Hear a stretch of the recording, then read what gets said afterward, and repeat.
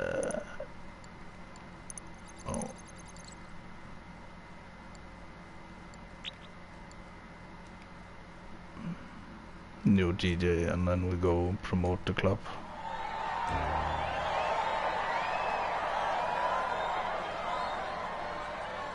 And then we go robbing El Rubio. I have a heist ready. It's almost like, you know, the Take-Two investors was like 50,000. That's a lot of money. You can't give that away every day. You know, like completely not understanding that 50,000 is nothing. But they just look at their shark cards, which is like, I don't know, 100,000 for like an exorbitant amount, because it's like 2014 prices, 2013 money, you know, where I could buy the most expensive car, the Adder, for 1 million, you know. If you bought that shark card where you would be, where you had 8 million, you would be set for life, pretty much.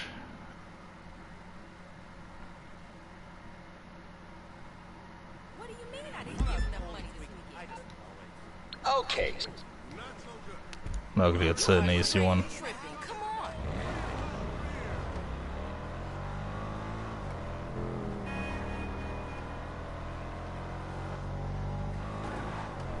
I like the Shafter V12, but I like the one I have in my nightclub garage better.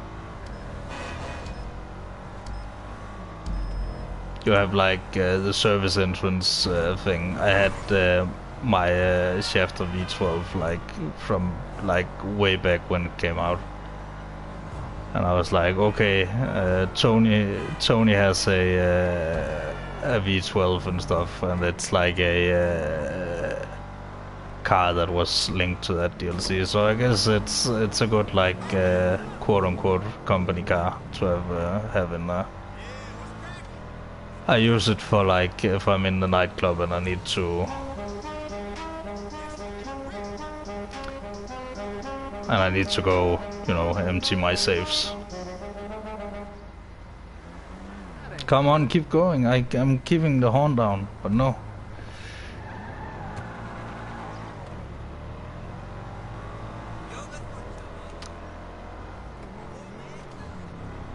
But like, I think the strongest GTA theme to this day has got to go to Vice City. I didn't play a lot of Vice City, but damn,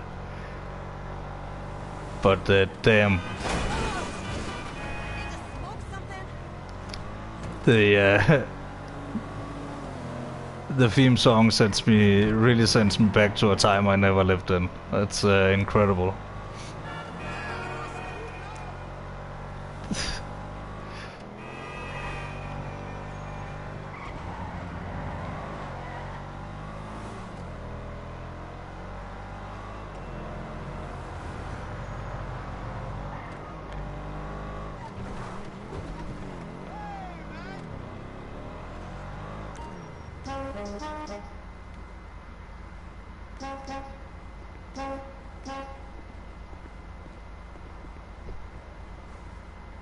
Alright, let's do one of those fancy J-turns out of here.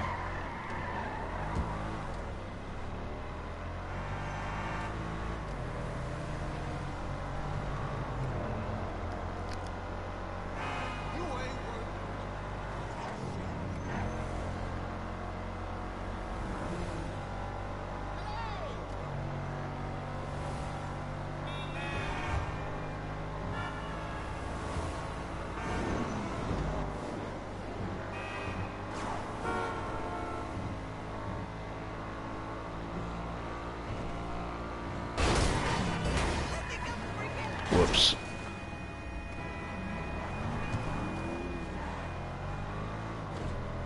This car might have a like massive top speed, but it surely can't turn at all.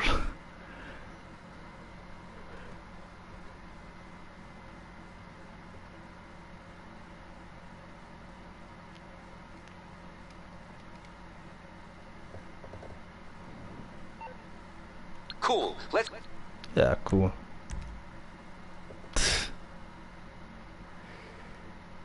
Now let's get to Caparico. Hey, let's go to Caparico.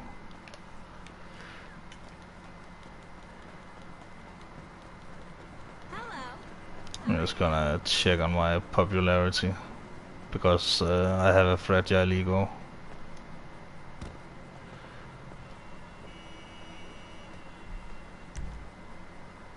You know, 200 million can only get you so far. You need a popular nightclub to stay on top of things. Hey, full popularity. Very nice. Very, very nice. You know what, I'm gonna empty my safes. Just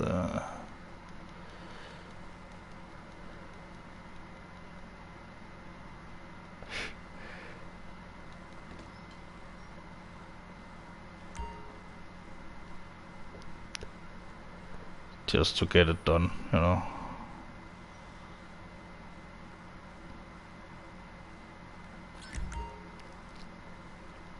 I also really like how much sense it actually makes for Tony to just move to LA and start nightclubs with, you know, random people who has money to put into a nightclub. If I remember correctly, a big plot point of the Ballad of Gay Tony was that he was in financial ruin and owed money to pretty much everybody. But I could remember wrong. It could have just been a minor thing.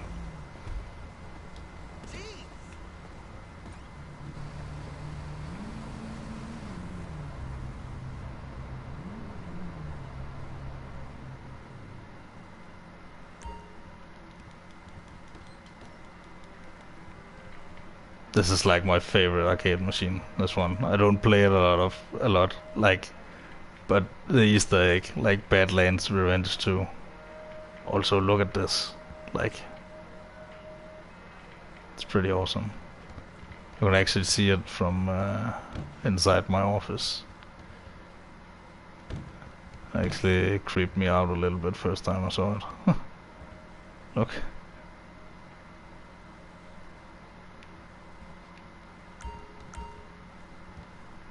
Need to get one of those Madame Nazar machines as well.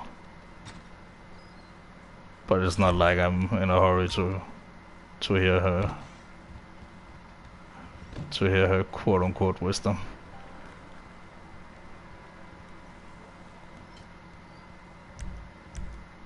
Telling me about selling my stuff in it's telling me to sell my stuff in bundles instead of one at a time. She pays more for the whole set, you know. Little known Red Dead Online fact, but you can actually get quite a lot for full sets.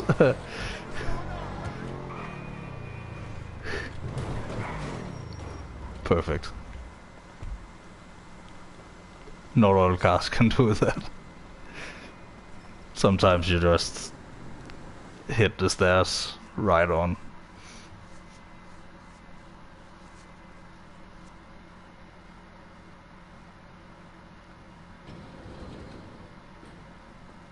Yeah, don't trust me, I'm just some random guy on the internet who has, like, how much do I have? I have 200,000 in Red Dead Online.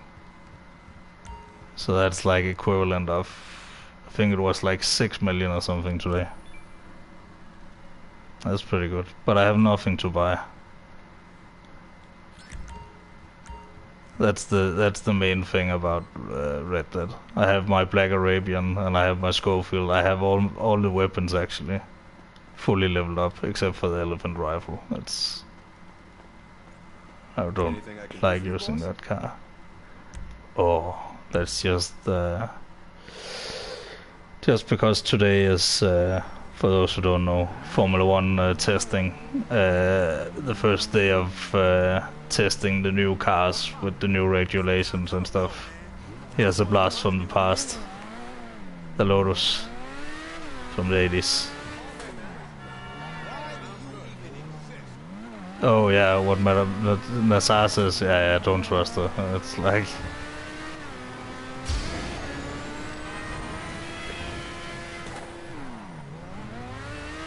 But man, I can't describe how much I can't wait for the first race of the Formula One season. It's like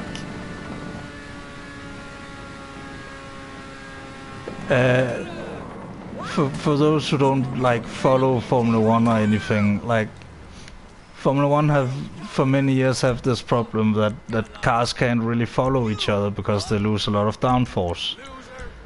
So the FIA and the whole, you know, machinery around Formula One has decided to make some rule changes for 2022, which were, you know, they pretty much signed those papers like back in 2019 or something, pretty early. So, but now the cars, instead of using downforce, relying very much on downforce, they rely much more on something called ground effect, where you pretty much accelerate the air underneath the car into some, I think they're called Venturi tunnels. I'm not sure, but that's what I'm pretty sure what I think they're called. Where you like, it's like when you take like a hose and you put your thumb in front of it. That's pretty much how air works as well. If you restrict it and you still have the same amount of you know of air, in this case going through, the pressure will go up, and that will basically create low pressure under the car, which will act as like a suction cup. So Formula One had some cars with ground effect back in the 80s, but the problem was that as soon as you lose, let's imagine you hit a bump. It's exactly the same as if you like break the seal on a suction cup. You just fly off the track. You lose all of your traction. So it's hard to really describe, you know. The cars are made to follow each other much better. But shut up, Pavel. I'm trying to explain something. The essential steps have been taken, Captain. The operation has a green light. Green light! Green light! And you're heading, Captain?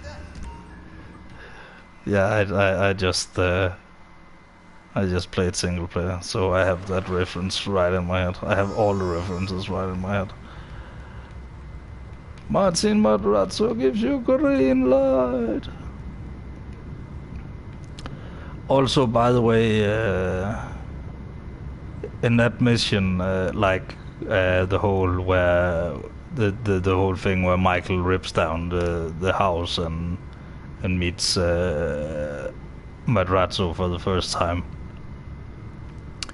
They mention a court case where the evidence or the witnesses or whatever turned up missing. GTA Online originally took place a few months before the single player. So there are these missions for Materazzo where you're like, take out the lawyer, take out the witness, take out the the jury members and take the evidence, then collect the evidence, take it to Madrazo's house. So it's pretty. I'm not sure many notice that detail or know that. Maybe people who played the earlier game or whatever, or like played back in the day, but like that thing has really always stuck with me because I really used to grind those missions, like the one where you have to shoot the guy in the Voltrig in the head, and then there's the one where you have to shoot the guy in the convertible in the head, and then you have to, you know, and you would get like $10,000. Man, this thing looks so majestic. Like, it's insane.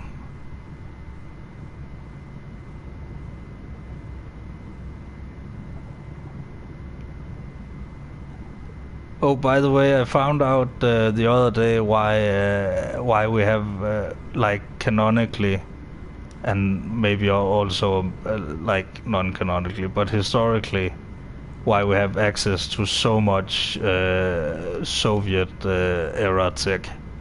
It's because there was this great privatization after the Soviet Union dissolved, where they pretty much sold off like everything they didn't need. So, and that includes like fighter jets and tanks and probably maybe submarines. I'm not quite sure.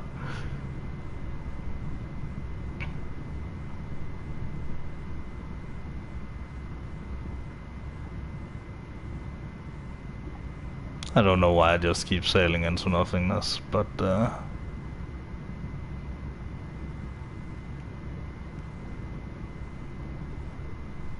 also this thing can really breach. Like, let's get a good side view here. Come on, breach, breach, breach.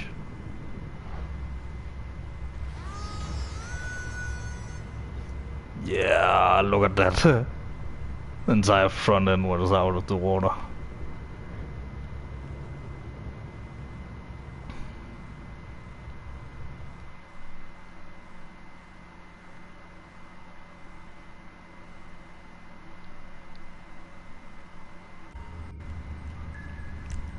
Also, I have this really snazzy outfit, which is based on like the captain outfit that you get for the yacht missions. But it feels very nice to have on when you're like down here, and you have like Pavel calling you Capitan and all that. Also, it looks so great, like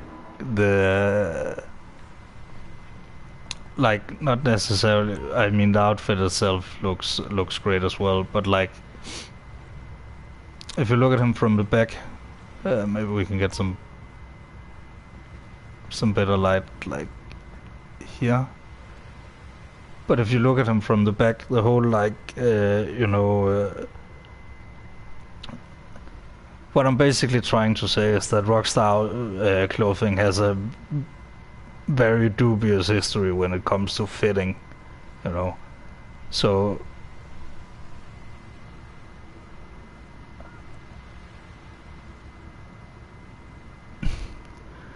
oh yeah, I messed up the recording on something as well, you know, when you press share and then you accidentally press circle and fuck, but it was like when it's like glitched where it's like keeps going up and down, and then I went into sailing it and it just shot off into like Mach 5 and it just wouldn't stop. But this is a great looking like fitting outfit, especially the pants. The pants are like very nice, and also the shoulders.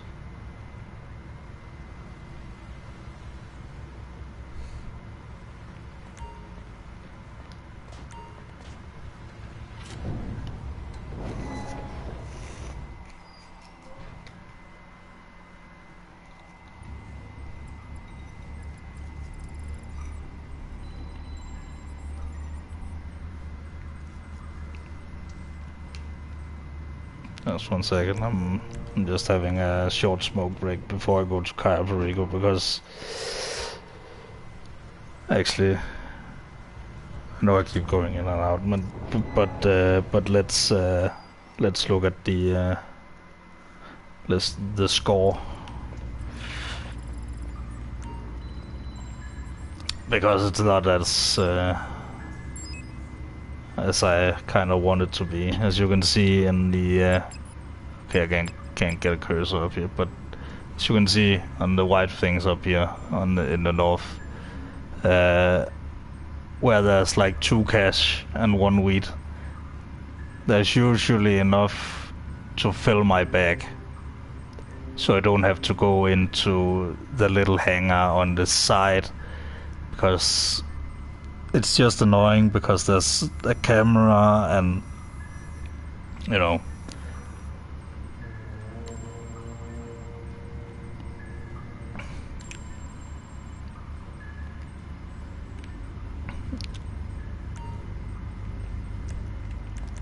I mean, sometimes I miss a little bit when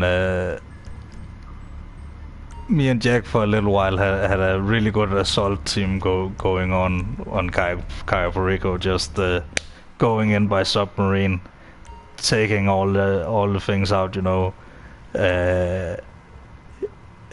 One would go up to the office after the 1 key, you know, taking out the 3 guards and stuff, while the other one would take out guards in like a pattern, you know, so they wouldn't see each other and stuff. And we got in and out in like, I think we got it in like 10 minutes, and that's pretty good for like finding a key card and getting gold and and all those things.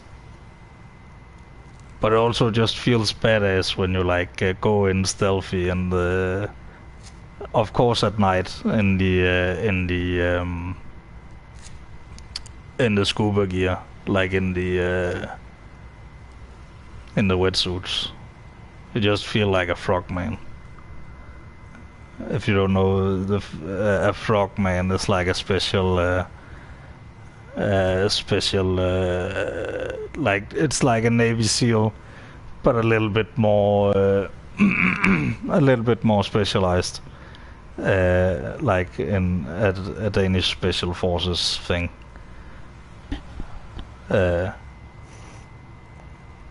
they are connected to the Navy, and they dive a lot, like a lot.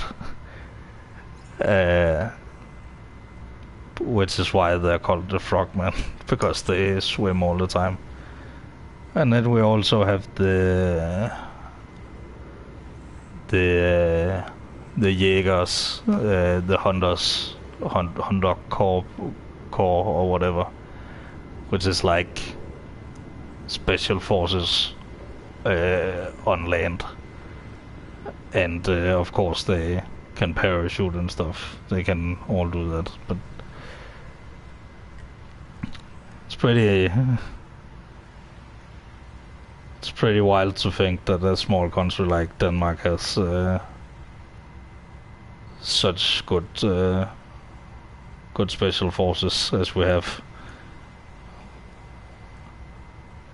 But we don't have a lot of them, I think, since the frogman was a thing, like back in I think it started in the 30s or something, 50s, I don't know, but only like, I think it's like 300 in all has been like fully has been through the whole course and been and gotten the accolades and all that.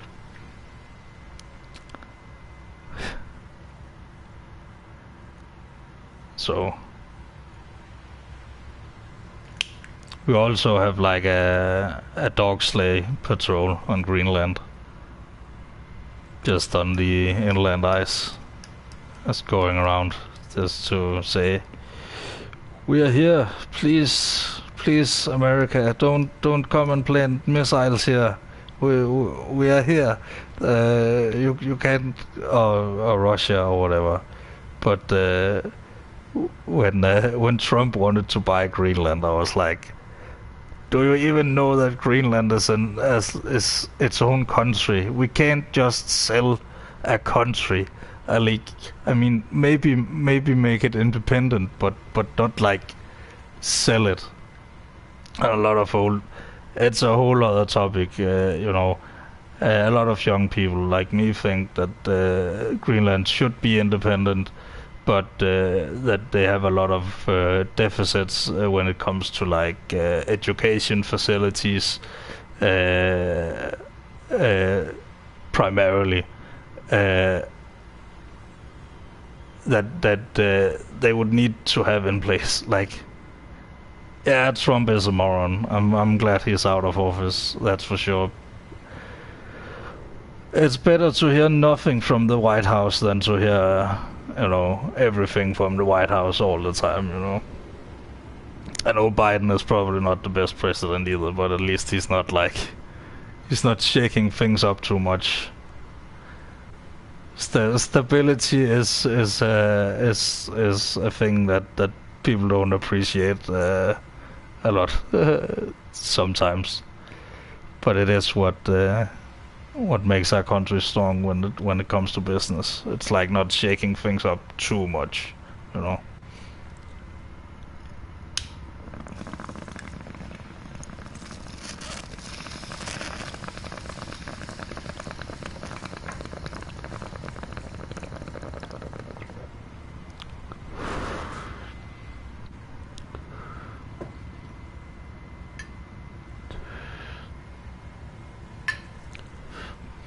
Yeah, I can't even imagine what it would be like to be American during that time.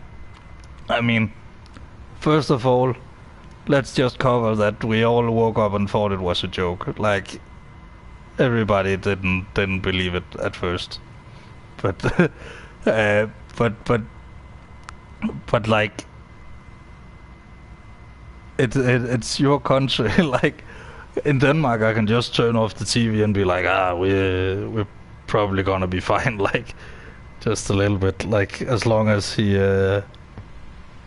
doesn't completely step out of NATO, then we're fine, you know, because then we would really have some problems. Oh,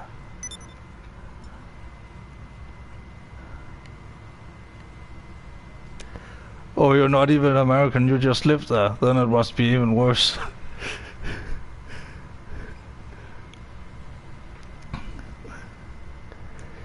But I would say in Denmark we don't have the same situation as in America at all. Like, especially not during that time. Like,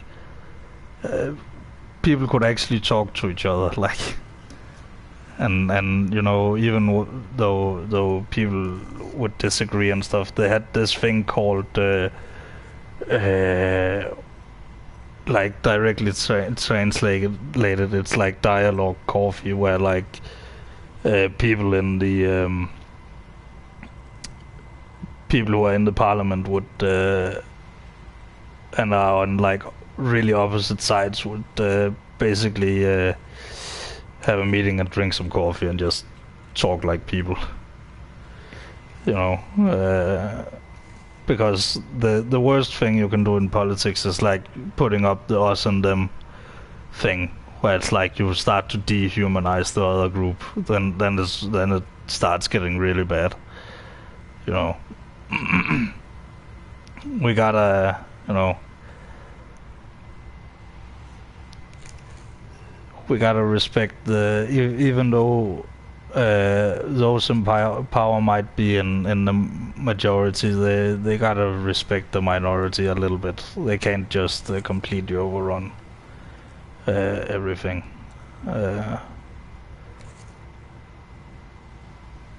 well, on some topics they will arguably like try to run each other over, but in Denmark it's like pretty much like doesn't matter if it's the one or the other, like it's all the same. What really matters is like we don't only have two parties here, we have a lot of parties. So people don't only vote for the winning party. I didn't vote for any of the winning parties at all. I voted for another party entirely, which gives another dimension to the whole thing, because what basically happens is that one party can't have a majority alone. I think you need 36 mandates. I think there's like 70 something mandates, in which 2 are reserved for Greenland and 2 are reserved for the Faroe Islands. It's in the constitution. Not a lot of people know that, but it is.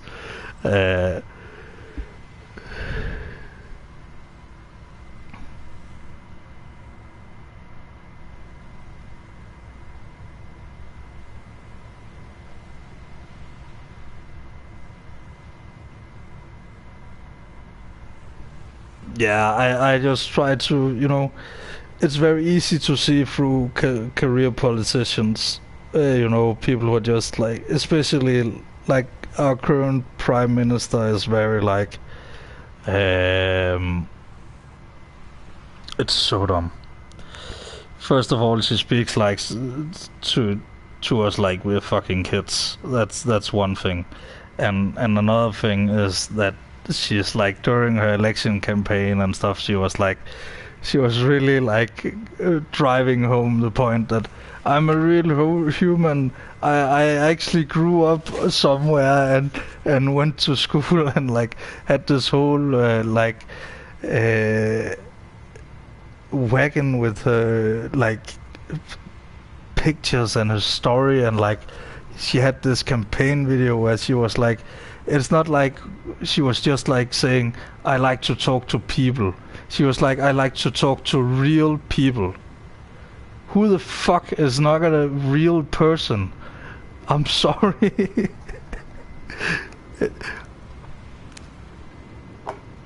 And then she's one of those she is one of those career politician women you see that just looks up to Margaret Thatcher and Hillary Clinton for no reason at all, even though they are not similar at all. Margaret Thatcher was a hardcore conservative and a disaster in office, and Hillary Clinton is a woman who's trying to really drive home the point that she is a woman and she will take every woman with her into office, and women vote for her because it's time for a woman in office, but it's not time for necessarily Hillary Clinton in office. Like, you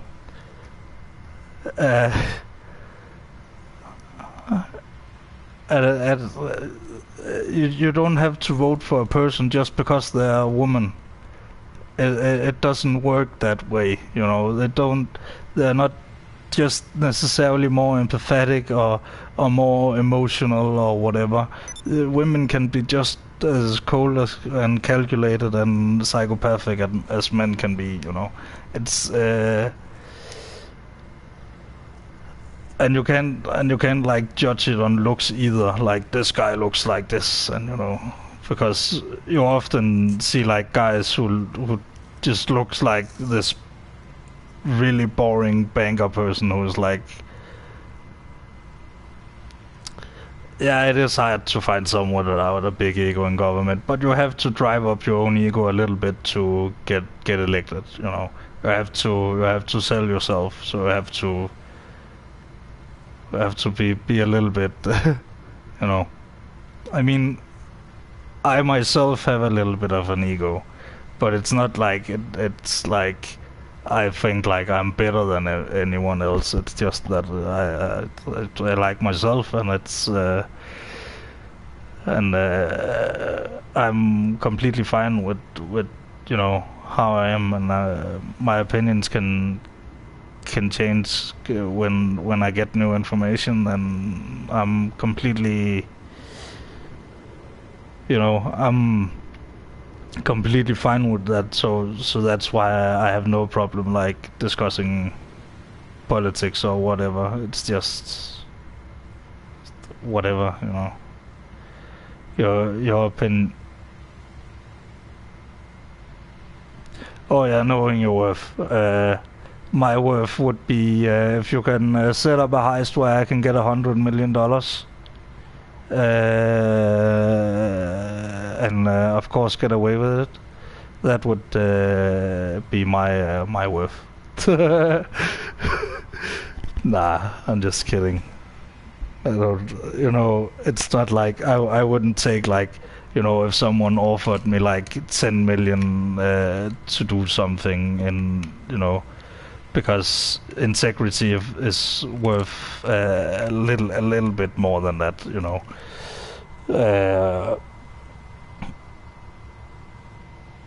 It's like being the cashier at a job and then, you know, saying I can steal, and this is highly unrealistic because there's not that much cash in shops anymore, but let's say you can steal like $2,000 or something, but you would lose your integrity and you would lose your job, and you would, you know, it's not worth it, you know. It's even if you might not get found out now, you will get found out later.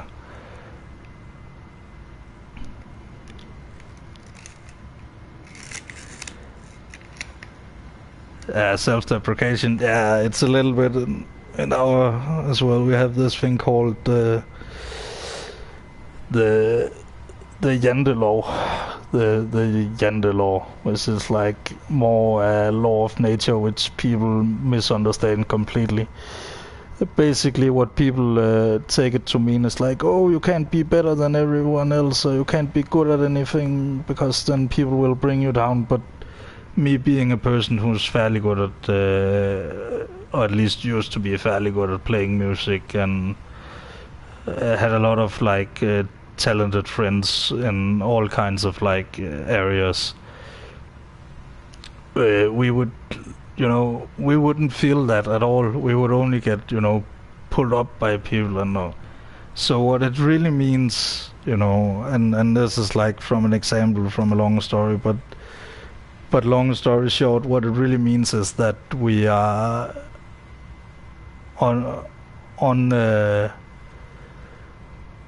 we are on the same level as people. From it's not that you need to bring people who are better at things than you down. It's more like you are just as much as a person, and they are just as much as person as you are. It's more like a great equalizer. And this was like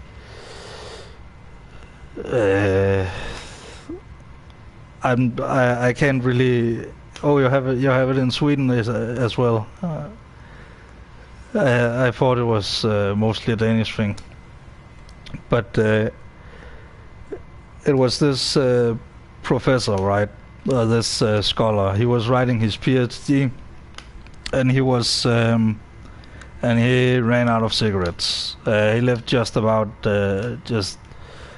this this bar where he never went down to really, and whatever. And what happened when he came down for cigarettes? What was that? People didn't really care that he was like writing a PhD or whatever. They just talked to him and bought him beer because he was studying. That's how we do it in Denmark. If you're studying, you get paid by the government, and people pay for your beer. That's pretty much how it works. At least a lot of the time. it's not like you can just go up and say pay for my beer. But if you have a great conversation and people know you are studying, they won't ask you for a round. They will keep on giving. So I exploited that a lot. Like exploited. I used to go out drinking a lot when I was in what's basically high school, like 11th, 12th, 13th equivalent grade. But it's like yeah, here it counts as like a higher education thing, middle education thing, higher education thing, so you don't have to take it. So I dropped out due to mental health things, and one thing led to another, and now I'm sitting here and playing GTA, talking about politics. But hey, it's not so much politics that I'm interested in. It's more people, you know. But when you talk about people and how countries are different, you eventually boil down to politics, you know. Like, and politics is just the hardcore, you know, rigid system of how does things work. There's more to politics than that. But you know, you can't avoid it, really. Like, so the best thing is to not like starting accusing other people of things, and you know, putting words in other people's mouths. That's the worst thing you can do to start a conversation. And when people have a nice conversation, they will eventually find out that, hey, it was actually, maybe if they're not delusional or whatever, they will be like, hey, that was actually a pretty nice way of talking, and he was not like condescending or anything. He let me have my opinions, and you know, and we came out all right, being you know, being different, you know.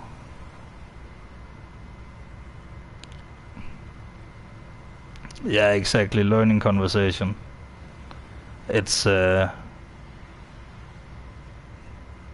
actually a little bit harder than you would think, because it's very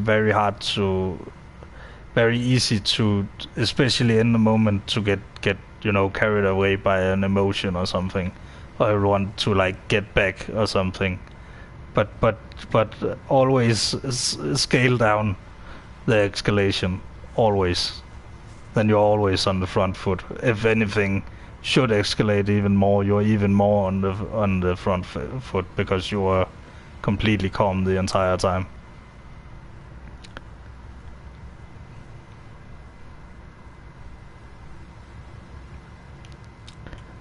I really miss the whales and stuff from single player now. Like the dogs and stuff, I can slightly, you know, be without, but not the. But now I really miss the whales and the sharks and you know, that was really amazing. I did the. I basically did. There's like two things you can do in as Michael in his submarine thing. You can do. And I did them both in like one big run, and I just saw so much underwater stuff. Like, of course, all of the underwater stuff I already knew, like the UFO and the three downed planes, some tugboats, and there was a biplane I knew there was as well, but I couldn't remember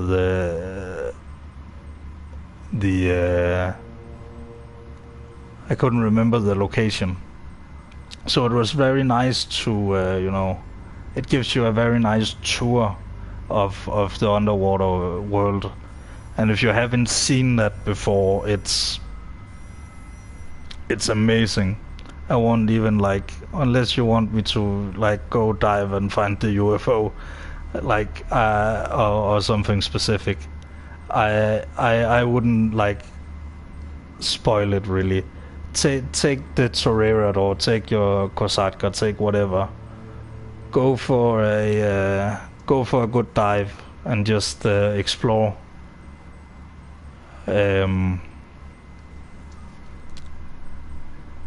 Like I would recommend. I won't say what it is, but there's something around here. There's something big around here. Something very, very nice. And then up here, something, ooh, mysterious. What could it be? Could it be the UFO I have been talking about? Ooh, it's actually pretty cool. And then you have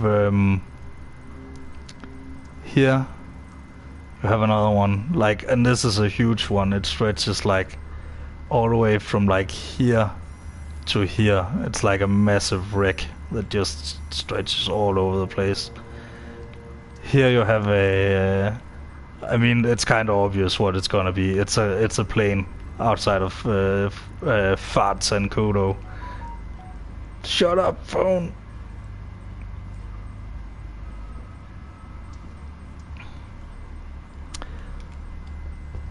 It's a downed cargo plane, like.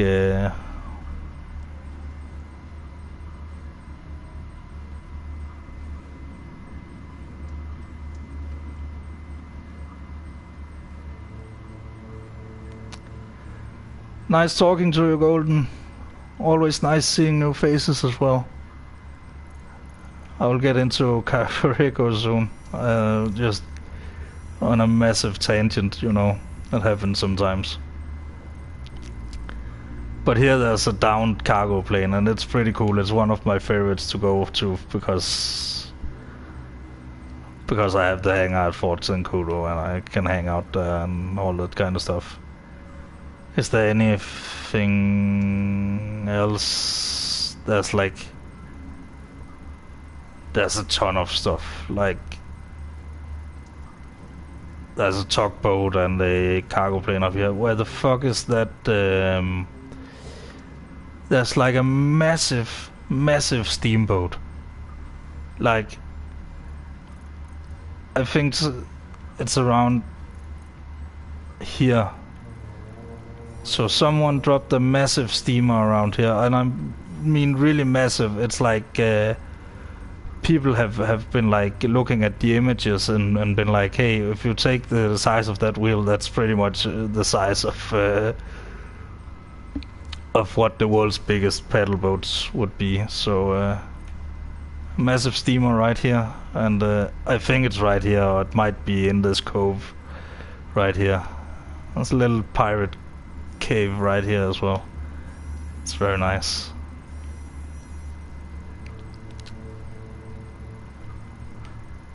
So much online. There's so much underwater stuff. And if you need a submarine, one of the good old ones spawns here. Or if you want a more secure spawn, it spawns right here. And it spawns at Michael's base as well. Back in the day, what you would have to do if you didn't have the Kraken, because I didn't have the PS3 version and all that. I didn't have the Kraken and I couldn't get it, and I couldn't get it for free or anything. So I had to find a spawned-in submarine and a cargo bob. So basically first going up to here or whatever helipad, finding a cargo boat, then finding the submarine, then going to whatever I wanted to see.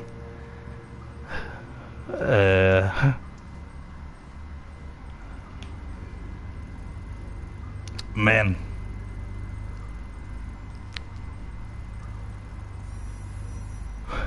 back in the day was such a trip.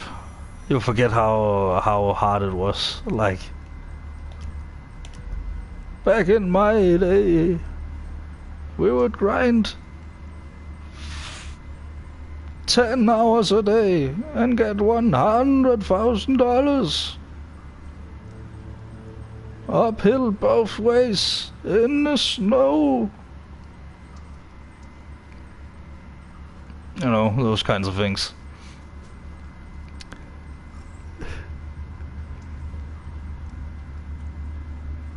But I legitimately had like, at some point I felt like I have everything I want to have now. And then I grinded for $10 million because I kinda wanted the golden jet. But then Rockstar came in with the saving grace. And just as I was like, I had my $10 million, they announced that they were gonna have these yachts. So old players have these yachts, new players not so much. It's a waste of money, but it's it's a nice status symbol. Remember when this was brand new, you could invite people and it would just be absolutely filled with players just drinking in the bar. And then of course, because I'm a good host, this is no secret, I have because I found out you could get those. I have the strippers at my phone. You can call them to your apartment. Can you call them to a submarine? I wonder. So we have another?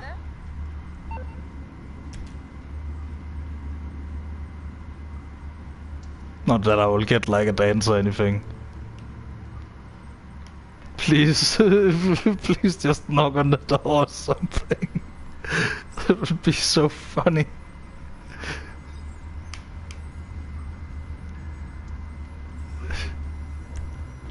No. Damn customer service, I'm gonna rate this 1 star.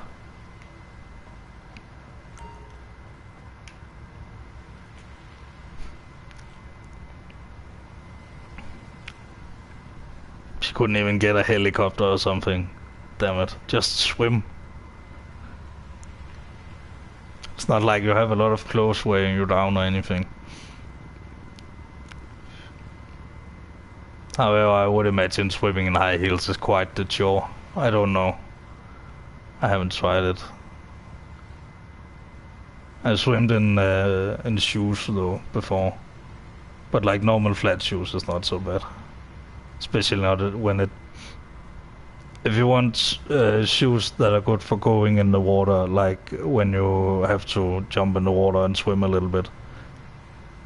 Skate shoes all the way, like the old school kind of ones, because they would be so snug around your foot that they wouldn't fall anywhere, and they would just be completely flat.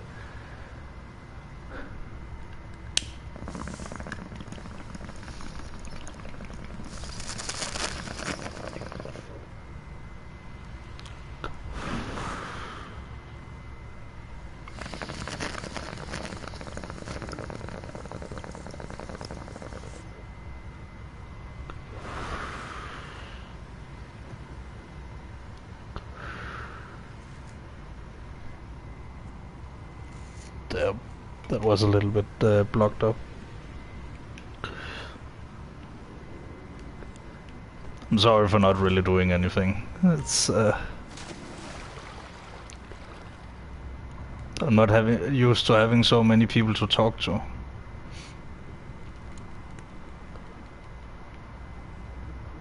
This thing looks so magnificent from below. I think it's like 111 yards or something long.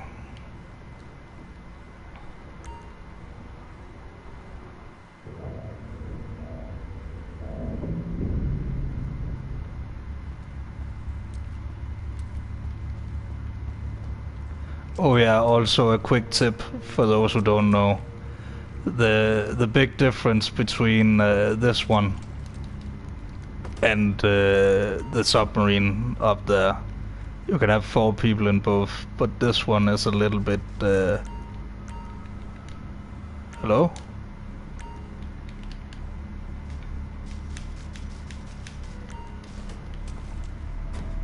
Can't exit for some reason.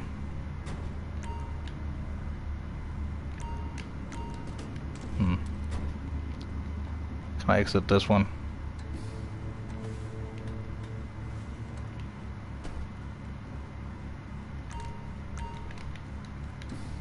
I think something is blocking my exit.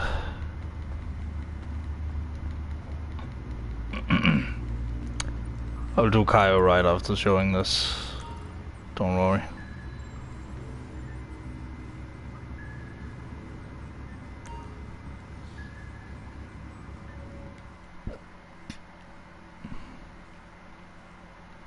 But basically what I'm trying to show is that in a submarine, like an actual submarine, you would use X to go down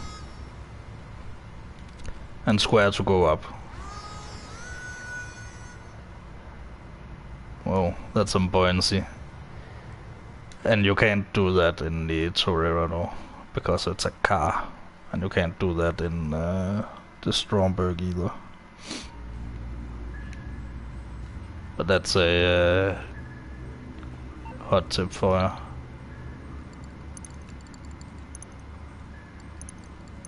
Let me just get my money to the bank.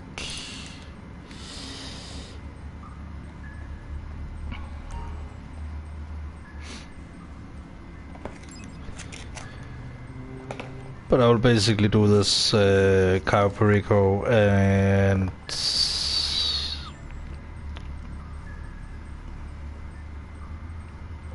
scope out, and then I will switch to Dirt Rally, I think.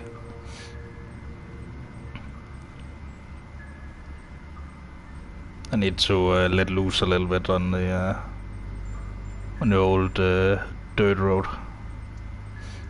and it's quite entertaining as well. I'm getting quite good at it.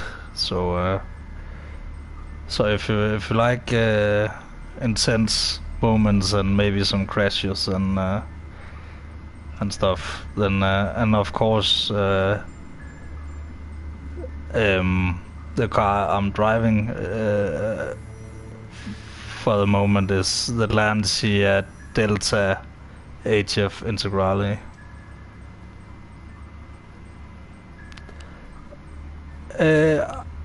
See you later, Key. I'm gonna stream like I'm gonna do Kaio, and then I'm gonna do the scope out, and then I'm gonna switch to Dirt Rally. So I will keep on streaming until I go to bed. Pretty much. I don't have anything else going on tonight, so. And I find it pretty fun streaming. It's a pretty nice hobby. I found myself, which you guys have gotten me into. It was like yeah.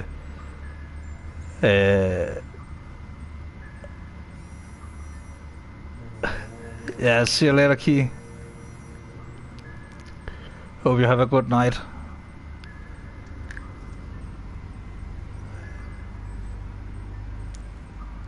But it was because I wanted to. I was like chatting with some of you guys, like in BK's chat, about like doing Cayo Perico and being like, yeah, I've actually gotten quite good at it. I can show you guys how and stuff, and then. You know, the easiest way to show it is to stream it, because it's a very solo heavy endeavor. So that was basically my my start to streaming, and then I shortly after, if I actually think it was in the middle of a season, maybe right before the start of a FIA season in Gran Turismo. Where I started doing those. Doing some official races where I'm currently I'm in A rating, which is the third highest rating. The highest rating you can get is like S, which is reserved for very, very special drivers only. You need to get like a top 10 in a FIA, like in an FIA season, like top 10 overall. So that's pretty hardcore. But then there's the A plus, and then there's the A, where I'm in lower level of A right now. And I'm just waiting for Gran Turismo 7 to come out, which is coming out in... I'm just gonna blue screen you for 1 second, because I have it right here in my library.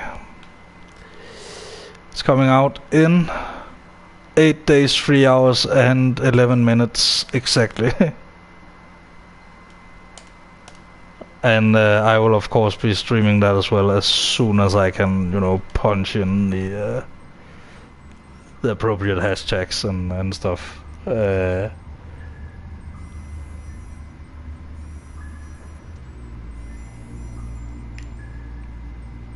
Have you played some online GT Sport as well? I know it wasn't the most popular for Gran Turismo fans, but Gran Turismo Sport became quote unquote my Gran Turismo in many ways. It was where I got my my real start into online racing.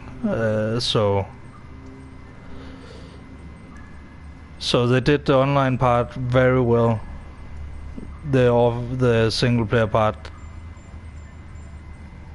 You stopped after GT2, so you must be waiting for GT7 like super hard.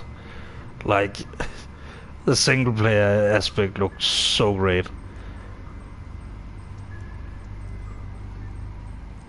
And they have Trial Mountain as well, where they apparently have moved the entire mountain like 500 meters one way, but I don't know, I haven't played the old Trial Mountain.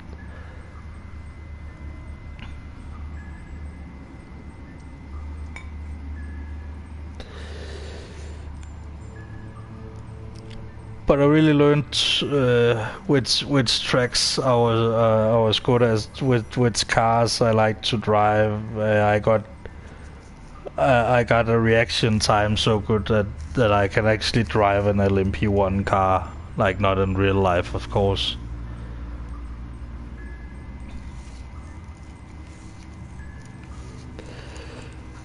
I think GT7 might be the most sold Gran Turismo of all time in a very short time, if it gets very good reviews from the get-go.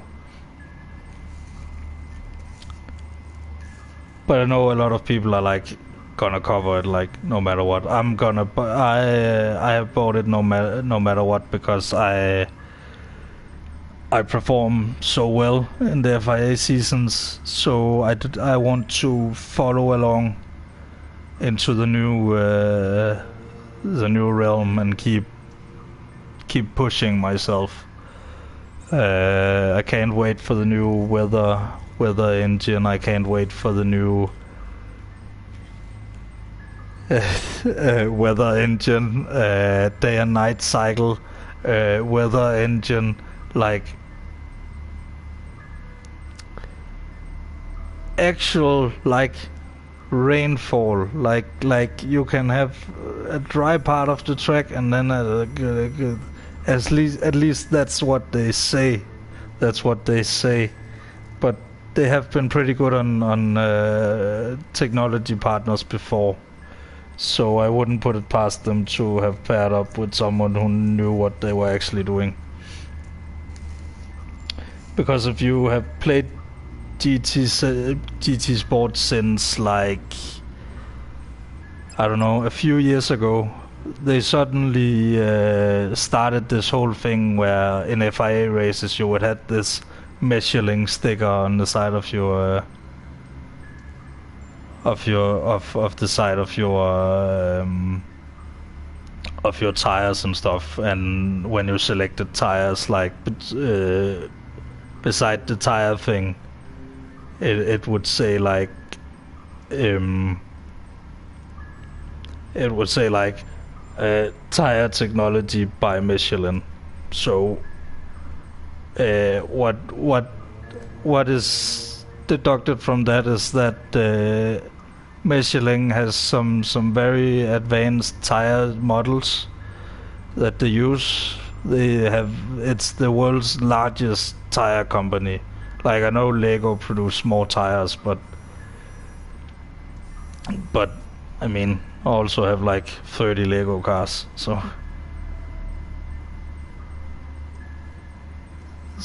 it's like they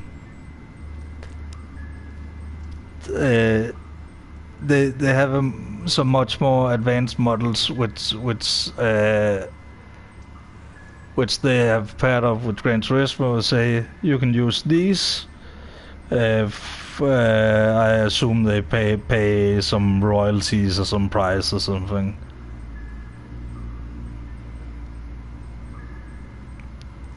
Yeah, back in the day, they were really fighting it out, Michelin and Bridgestone. But I'm pretty sure Michelin got out on top on that one.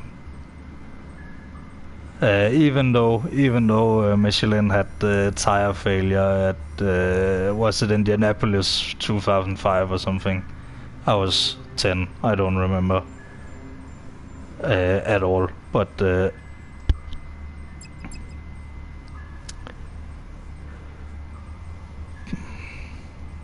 Michelin is pretty much ahead. Like if you notice, when you see like airplanes, for example, they have Michelin tires.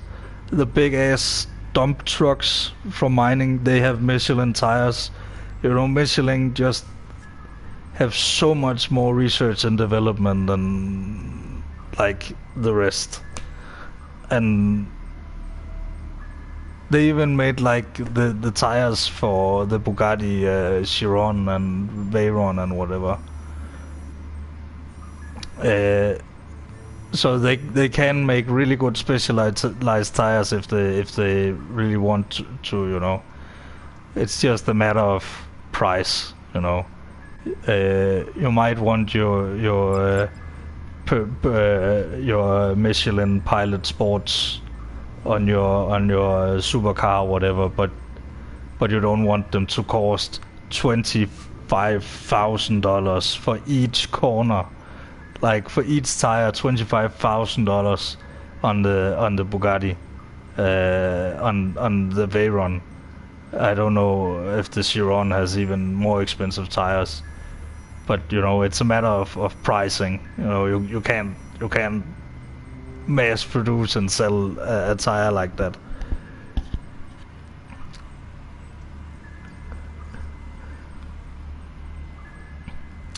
But also Pirelli gets a lot of scrutiny because of some tire failures and stuff.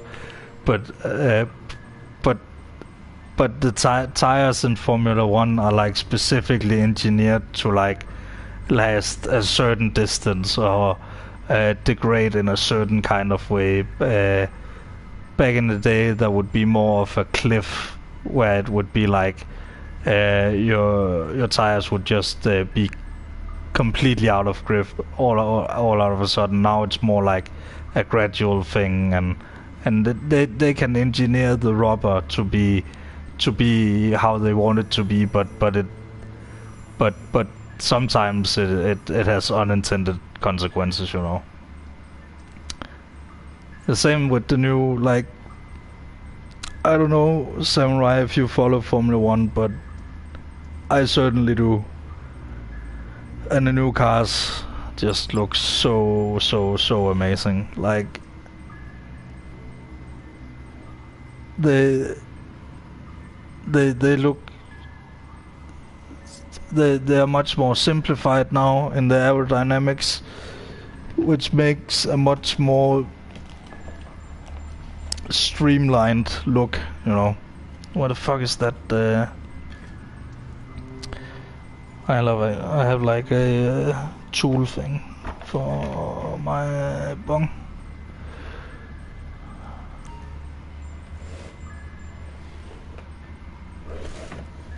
Where did it go?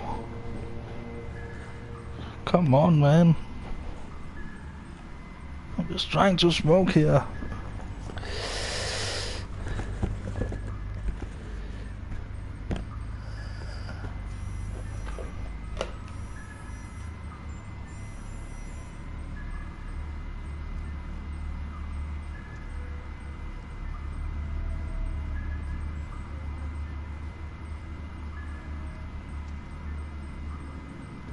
You know about curse and stuff. That's a good start. That's a good start.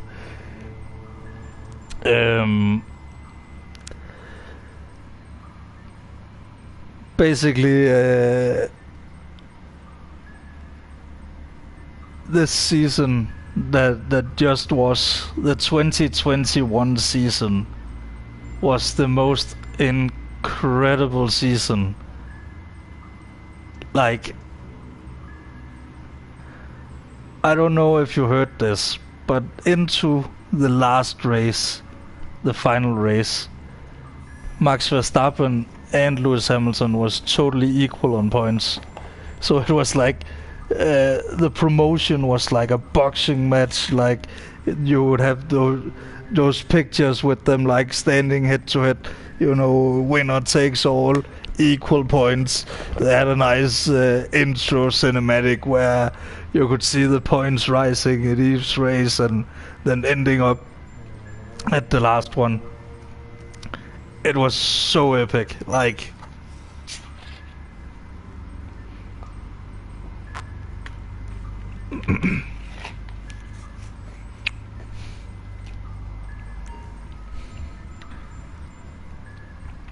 Not to mention seeing how much of a team player Perez was.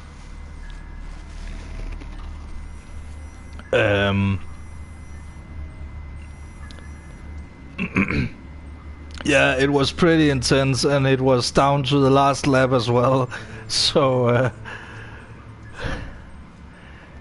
it was crazy, man. Another thing you have missed, you missed the Roman Grosjean's massive crash. He survived, which is why it's so incredible. If he didn't survive, I wouldn't be talking about it like that. But it was like the car got split in half and into a massive fireball, and he got stuck in a. The car got like perfectly in between. You know, like road barriers have like, you know, the catch barriers on the side have those like.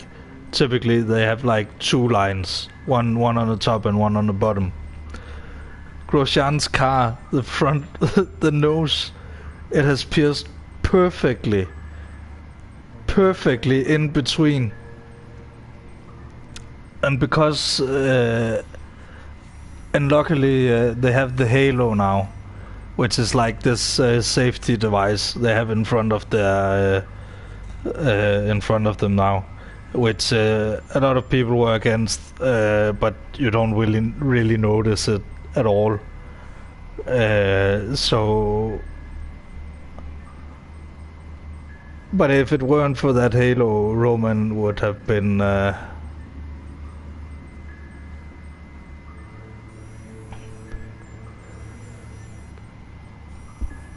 I would say these days I know it's not the big old glory days of the big V12s and stuff, but the things going on, man, you know, the drama, and you know, I don't even watch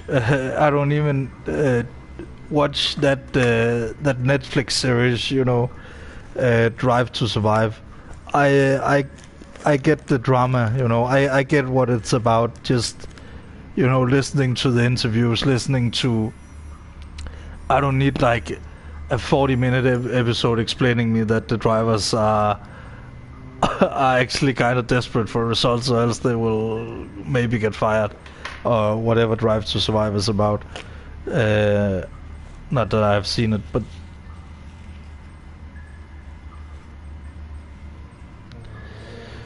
yeah, the Halo you probably heard about. It was a pretty controversial thing, but in the first year, it in the first season, it saved at least one driver from getting a tire in the head, and another driver from maybe getting a car over his head. So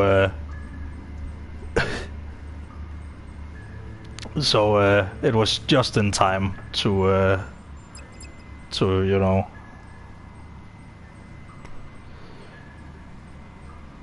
But it was all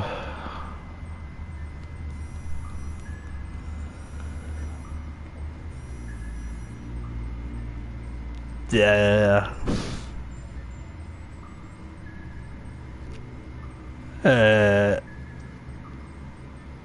But what the Halo was really based on was two particular accidents. It was, of course, Jules Bianchi, who died on Suzuka back in, I think it was 2010 or 2011 or something. I don't really like talking about that stuff. It shakes me up every time, but you know, he under caution, he lost control and drove into one of those basically like one of those tractors they use to remove other cars, you know. He drove into one of those, you know, one of those 4-ton machines or whatever, and with a good gap in the bottom, you know.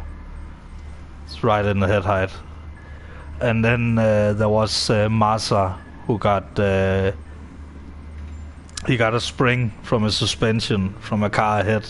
He got that right in the head. He didn't die or anything, but his helmet did get right. Like his visor did get like blown open, and he did suffer some eye injury and maybe some minor brain damage. It's not quite clear if he did that or not, but that pretty much. But it's pretty ambiguous whether it would have, you know, taken that piece of suspension or not. I think the gap would have been big enough that it would have been a 50-50 chance, but it would have at least maybe hit the thing, so it would have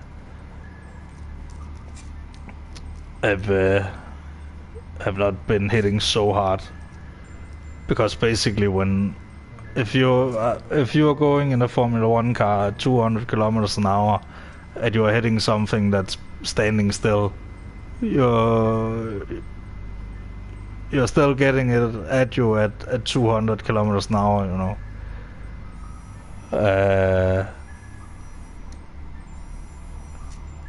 I feel that every time in a minor way when I drive my moped. I only have a moped, I don't have a car because I'm poor as fuck. But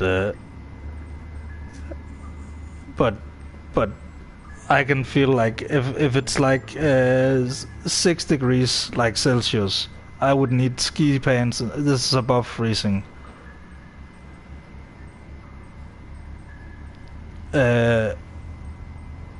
Like above freezing, I need like ski pants and ski underwear and a good jacket and a shirt under that, you know, because I get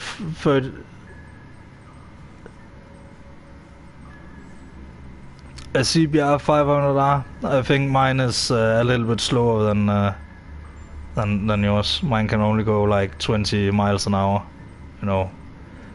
But I can use the bike lane, and it costs nothing to insure. As long as I don't tune it, then it's actually not a problem. If you tune those damn things, it's basically suicide. A lot of teens they like to cram up the engines and bore the exhausts and those kinds of things without thinking that first of all the tires and the chassis is not built to handle at that kind of speed, and second, the brakes are not good enough to brake at that kind of speed. So it's like a triple whammy of bad ideas. But as long as you ride the speed limit and are not tuned, the police don't care about you.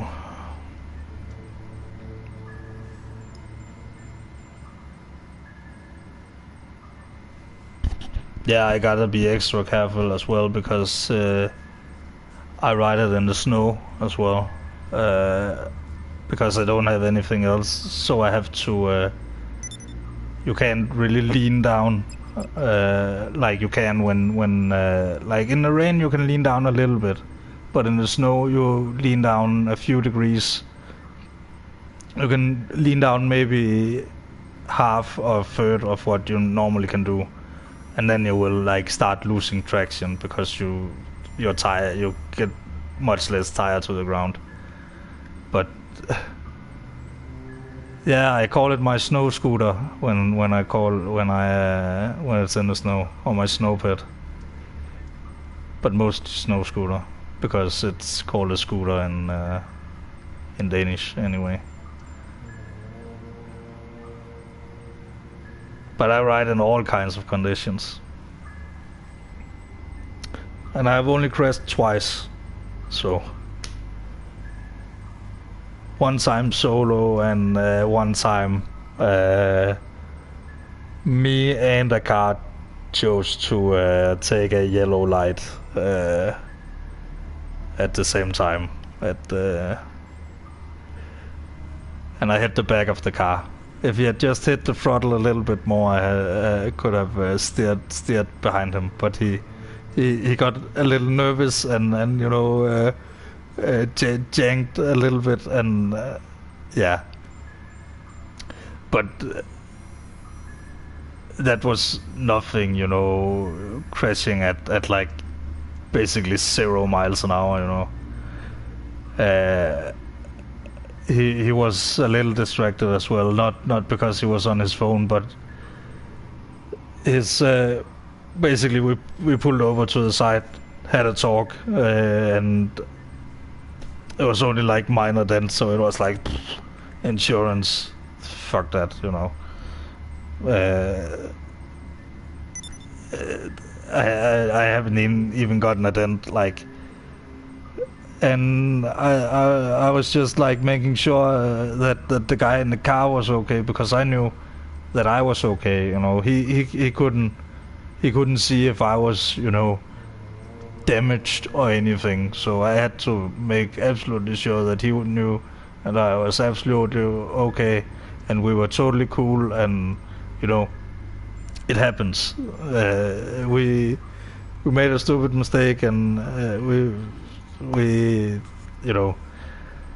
and then another time I was driving on the road, without a bike lane, and like just a rural road, a short piece of road before I get home, and there was like massive, a lot of water standing on the side, and to the side of the road, so you couldn't really see where the split was. And usually you ride pretty much as much to the side as you can. And I hit a little bit of mud, and my rear tire gave out. It just started slipping out, and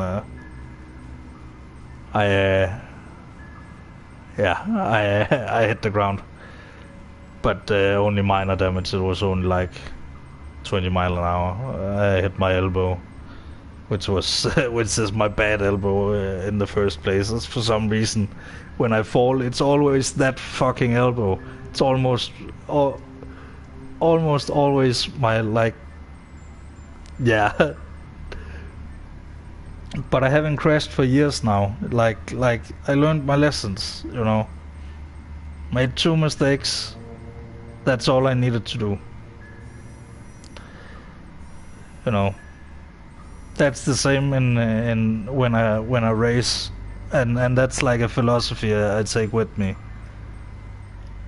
When I practice on a racetrack, I never do the same mistake twice. I constantly think about every single danger into I not like. I mean, when you're going on a racetrack, you're going like 100 miles an hour, so it's a little bit different. Where I have to think about every single danger. But when you're going on your moped, you have to go a little bit slower. You have to think about, okay, pedestrians, you need to slow down because there's a dog, there's a family, there's, you know. I never go like full throttle past either a dog or a family or a pedestrian. Like, because we're so close to each other, we're pretty much on the same plane, you know. So I always like throttle down, way down.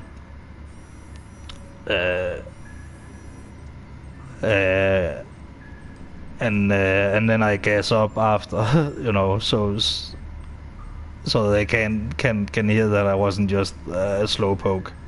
I was actually just being careful. But only when, you know, there's a few specific corners that are blind, you know, on the route I usually take into town, you know. So I know the danger zones.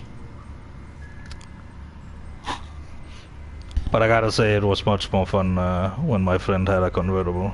I gotta say, my friend had a Mazda MX-5, one of the new ones, with the metal roof. It was so awesome to drive.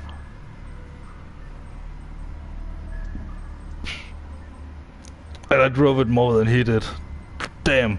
He like, because what he would like to do was like, of course, he bought the car because he had the money. He was single. He might not ever get that chance again, and it's so good that he took that chance, because now he has a girlfriend, and the girlfriend has a kid, and you know, there's kind of a family going on and other commitments.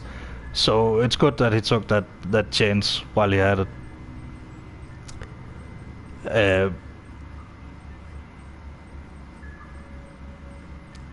And it was like,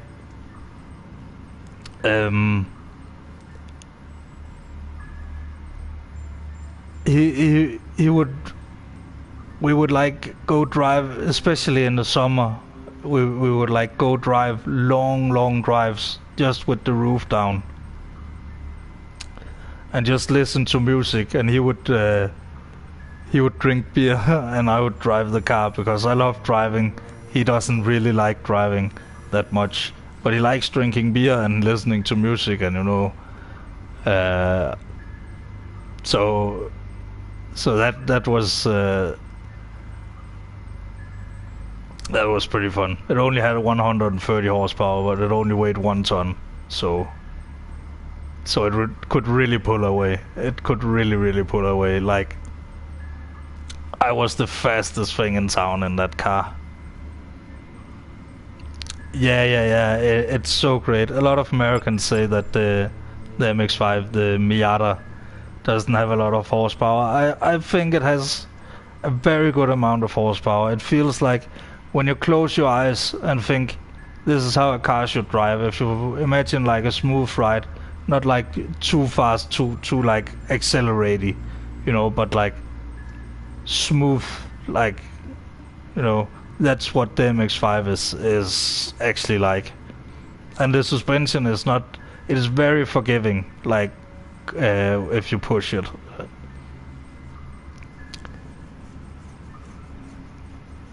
But dang, over here we have a lot of roundabouts, so what I would do, the MX-5 is like,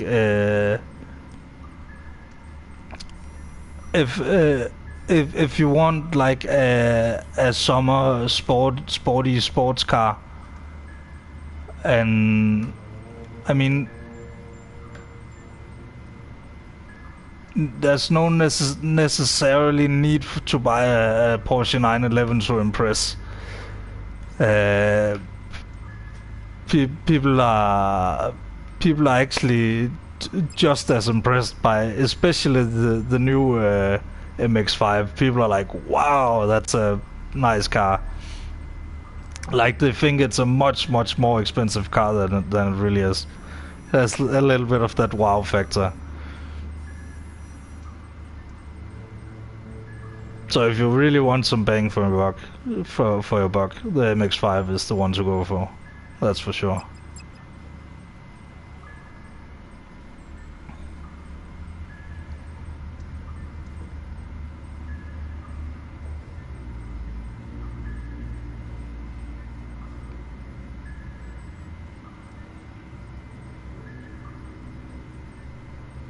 Or the RX-7 and the probably for many long forgotten RX-8, but I remember seeing it in a few YouTube videos.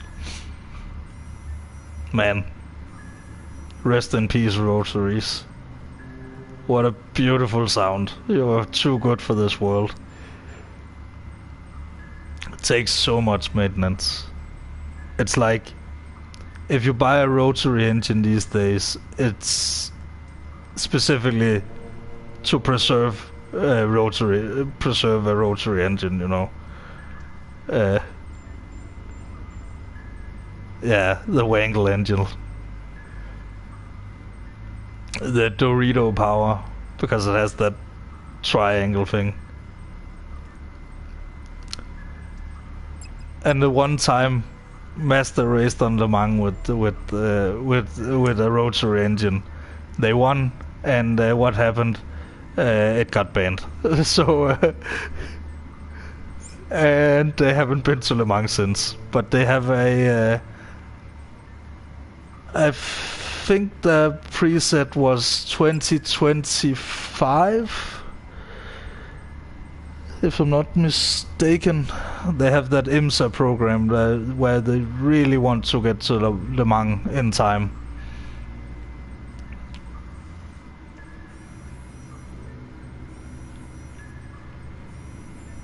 Yeah, that sounds like a rotary engine, alright.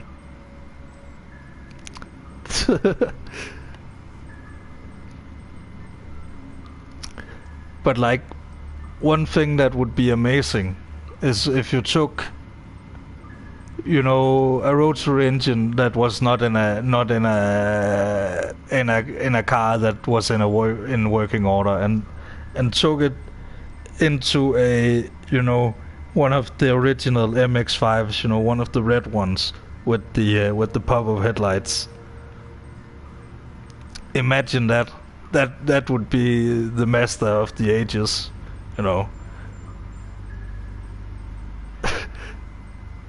It would be like a Widowmaker and a half, but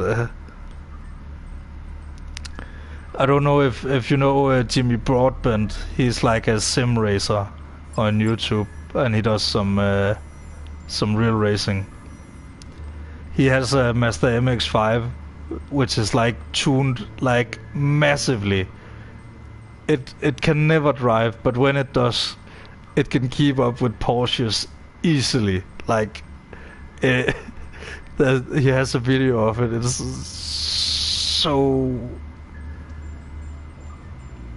so wild. He have done like he's very popular for taking a lot of different a lot of different cars around the Nürburgring, like virtually. Like all kinds of things, from Ford Model T to like a hypercar to like a Formula 1 car, Formula E cars, everything.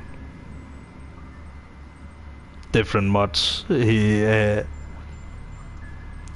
has this he knows this very talented modder who does all kinds of things. He made like a Lego car mod for Assetto Corsa, where he had where he made an actual Lego engine and like turned it around in front of a microphone to get the sound. Like that's you know, modders like modders can do some incredible things. It's so crazy, like.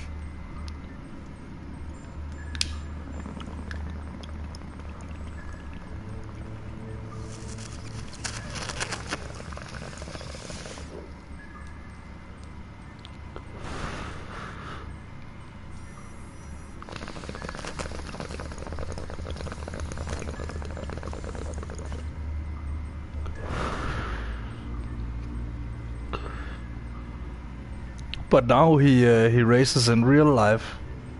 He got a seat in a something called a Praga. It's like a mix between an LMP2 car, LMP3 car, and a GT3 car. It's a little bit faster than a GT3 car in the corners, but it's a little bit slower on the straights. Races in the same classes, GT3 classes in the British Auto Association, whatever it's called, BARC, it's called.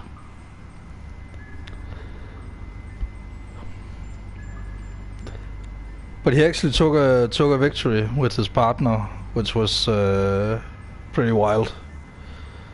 It's amazing to see when sim racers get to do well in real life. You know, I hope to someday race in real life myself, but not. I don't have my nose up for anything like a GT3 car or anything. I just want to go folk racing, if you know that. If you know what folk racing is. If you don't, I will explain it to you. Next, I will explain it to you anyway. Folk racing is basically where you take these old beater cars and they all cost the same because that's the rules, and they're all always for sale because that's the rules, so nobody tunes them. And they cost like $2,000.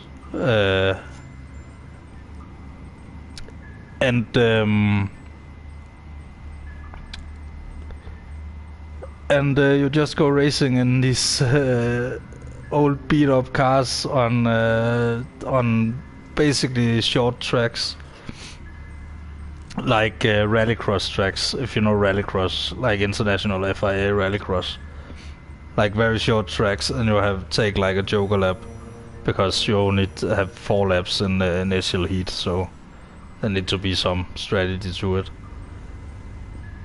But it's actually quite fun going watching.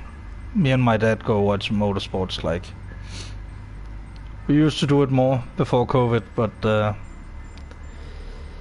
but we will get to it again.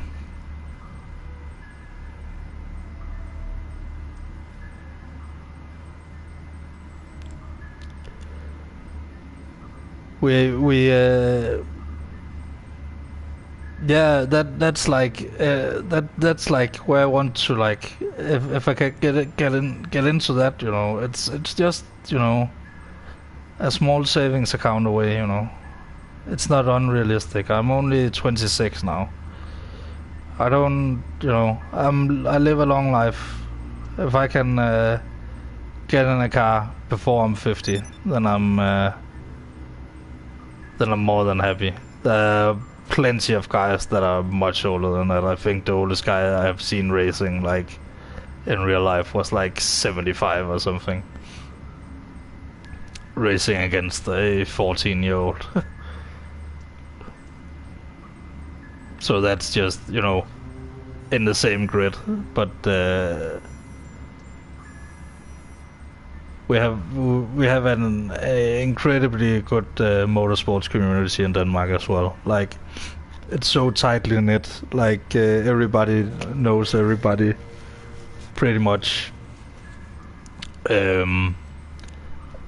I mean, not like that, but people try to support each other. People with talent and like a little reputation and stuff, and they try to, you know, put in a word internationally for people that they know are good and stuff.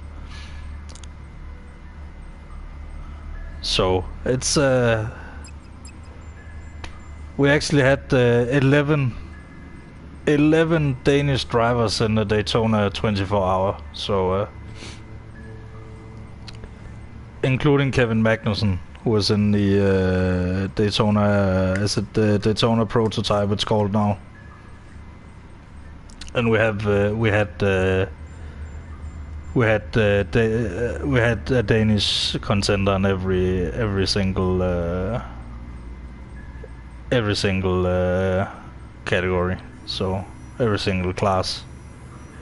We only got one podium though, but it was from a debutant, so it was very, very well put in. You know, he puts it in his that's like putting in your business card. You know, when you get a podium in a race or get good results, especially on a debut like that.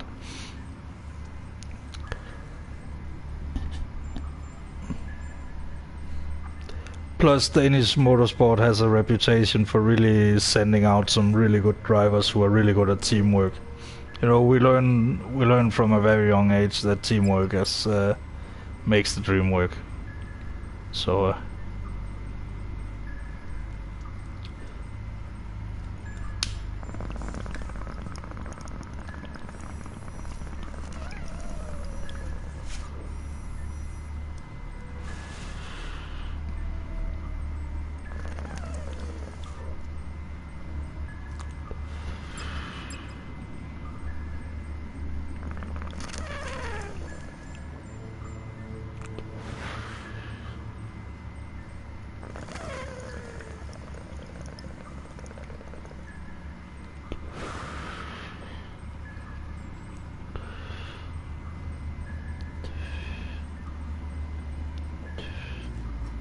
There might not be no I in team, but do you know Nicky Team?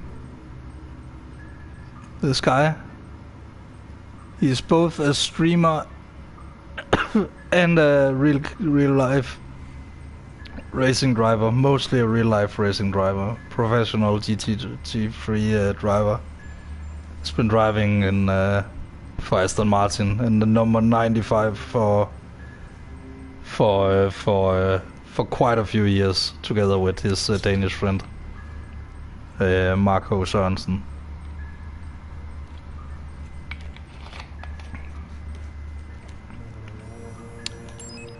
Oh, let's get this going. But they were called the Dane Train, but sadly it got absolved like last year, so sad times. But at least they are not neither of them has like stopped racing, you know. They both have like Nicky Team has continued with Aston Martin, and I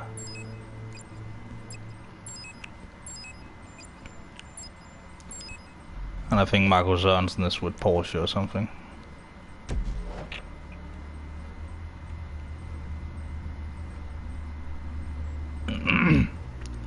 But I would recommend like watching like any kind of racing, you know. Good racing comes up anywhere. You even see some very good moments in like you know, lower class races sometimes.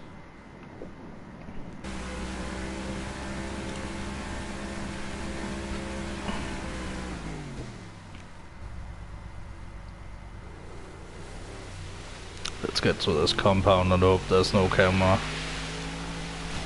Well, you have done this so often, you hardly need me. You should be doing this with your eyes closed this time, yes?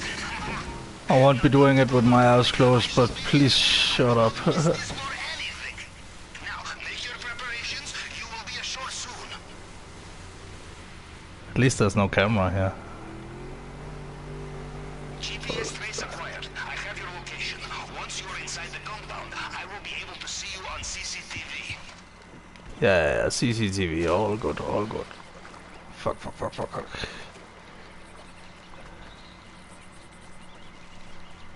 We can just run around this guy. No, bro. Oh, yes, problemo. We have plenty of time, so we don't need to do anything stupid.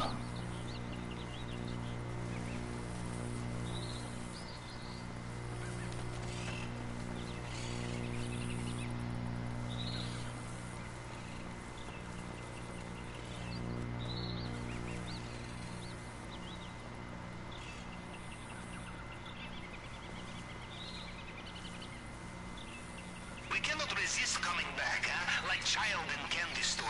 Or as we say in Russia, like child breaking into secure compound, huh?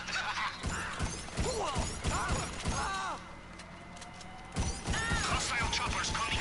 Fuck me. Missed that headshot.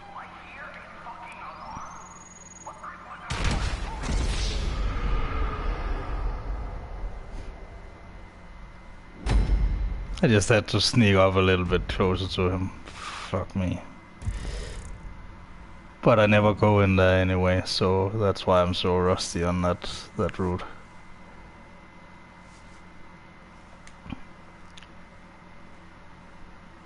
I need to press continue or else I can't get the elite challenge, but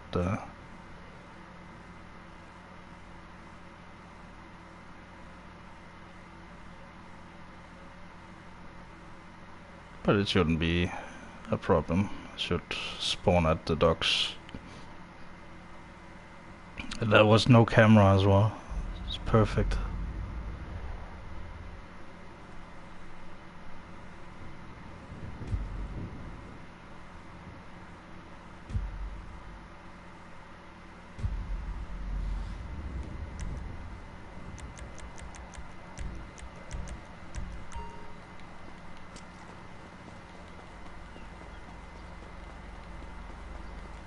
Oh, by the way, if you don't have a car, like, this car spawns always.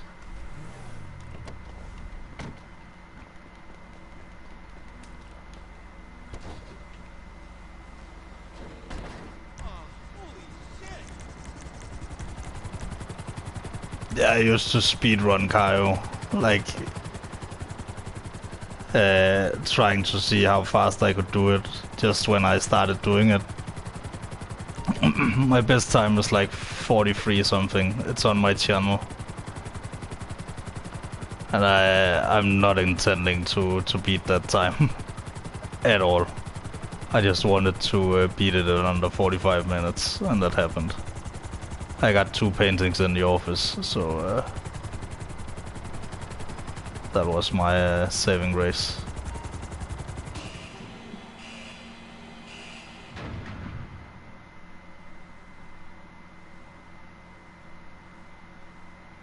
Yeah, and that's with the scope out and everything.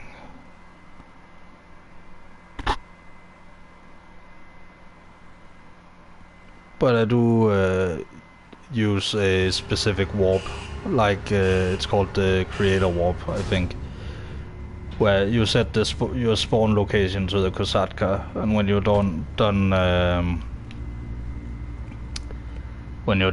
like scoping out, you go into the creator, and then you go into like play GTA Online and invite only session, and then or solo session, because then you come into an alone session, like, and you spawn right in your Kosatka, right where you want to be, right at the docks where you can start shooting down those damn helicopters if they start spawning, you know. I never do the Mary with a weapon setup anymore. I just shoot down those helicopters.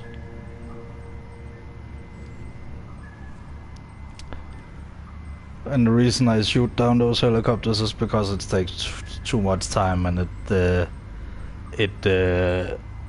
like, and you would think that, oh, you can't get them that many times in a row. I mean,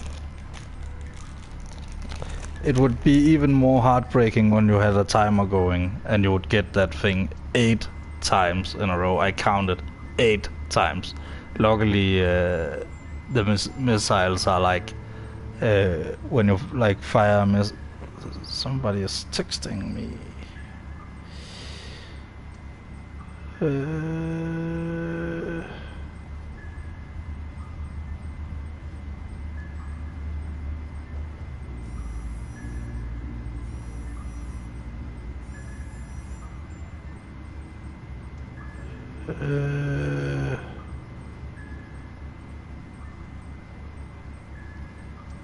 Oh, it was something completely unrelated to something going on in a Facebook conversation that was also I hadn't checked. Jeez. It was one of those you have gotten an email from the government kind of thing, because I'm on what's it called? You know, unemployment. It happens. You know, I have multiple diagnoses and stuff, so it's not easy. But I've gotten a good structure into my day now that I've started streaming. Actually, I feel like it gives me something to do, you know, other than just grinding a video game. It like shares the experience, and maybe somebody new somebody new might check in, you know. Sometimes you see something, you know, so sometimes you see somebody from the community which is awesome, but which is even more crazy is when it's somebody completely unrelated, you know, that you haven't seen before anywhere else. That's kind of crazy, you know, when you know that people actually, you know, they might not stick around for long and they might not subscribe or whatever, but hey, they're along for the ride a little bit, and it all counts.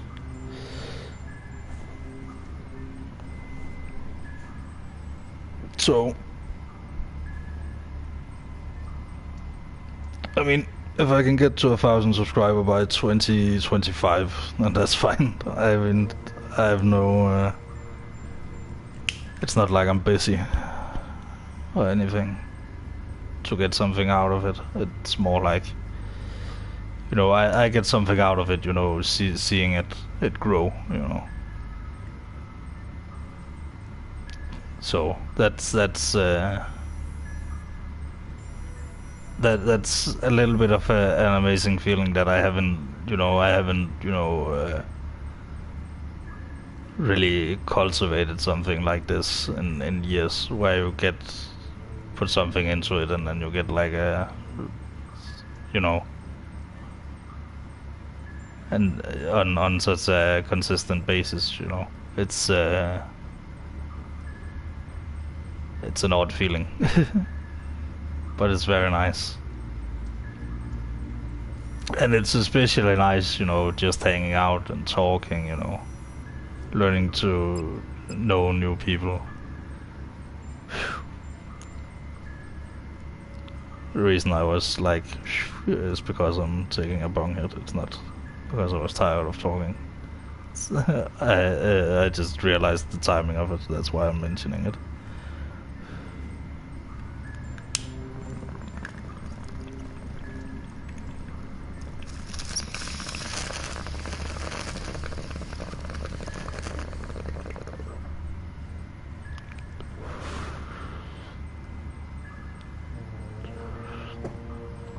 Alright. Came to the conclusion that I must have not been high enough.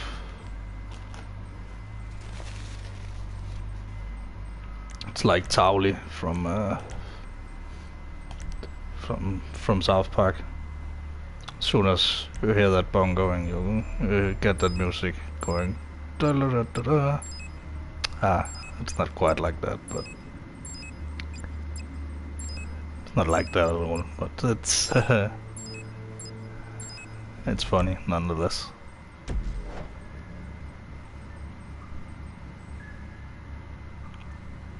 Alright, let's get that cocaine and weed and stuff. So we can get to the scope out and then we will... I've actually just rewatched a lot of South Park. Both new and old episodes. And the old episodes has a much bigger charm to them. Like,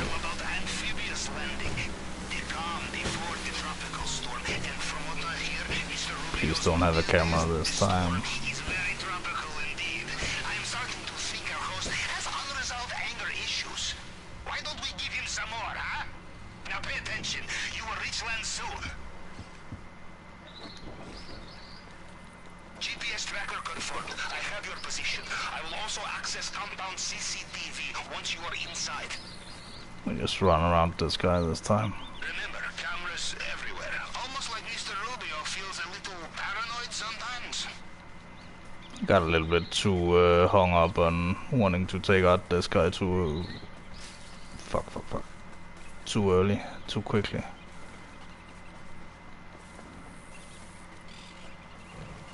But we just need to play it safe.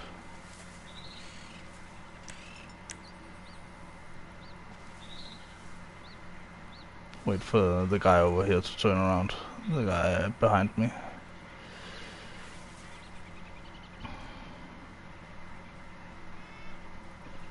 Turn around, yes. And then you take out this camera. And then you take out this guy. You Americans with your self-sufficiency, infiltrating private islands on your own. In Russia, we bring friends, and our friends bring bags. More bags, more money in bags. Perhaps next time, yes? I'm very fast, I can... You know what, I will take out that guy on the way back. I will get my revenge. Do not worry about having enough space in your bag for main objective. I have installed special compartment for it.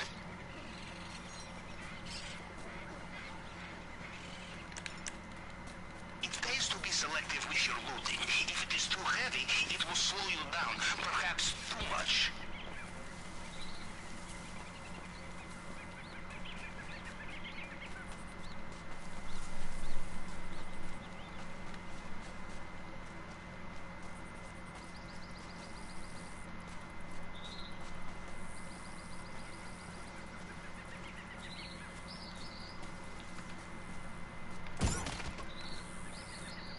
Awesome.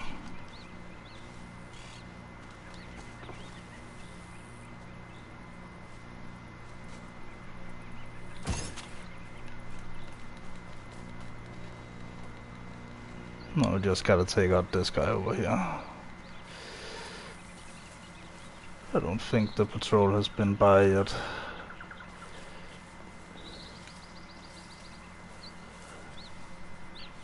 We cannot resist coming back, huh? Like child in candy store. Or as we say in Russia, like child breaking into secure compound, huh?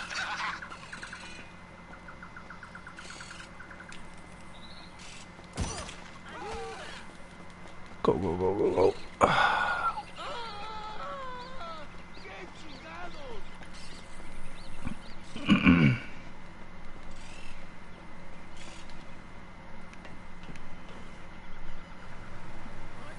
It's over. The hard part is over. I always go for the elite challenge because, you know, first of all the loot adds up. And second of all, you know,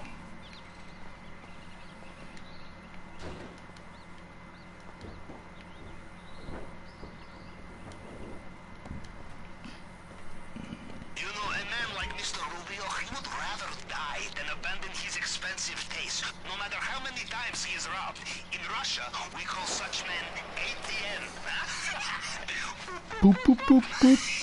Yeah, we know. Paul.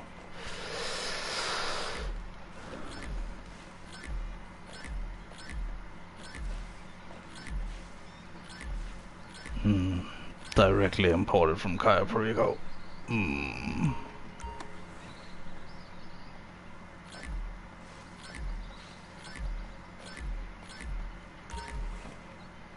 420.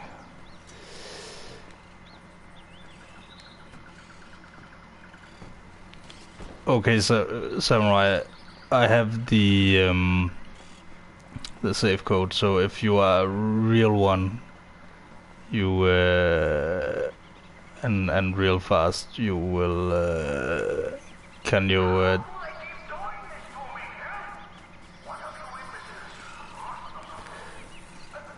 Getting secondary first is the only move when you go this route.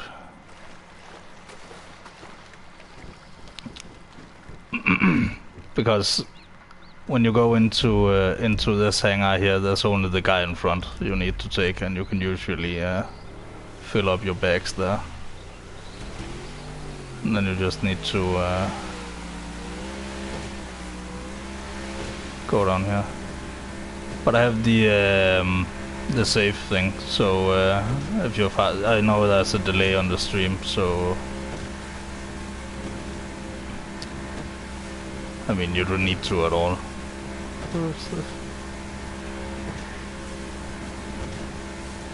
I think I can remember 3 numbers. Should be able to. I usually can.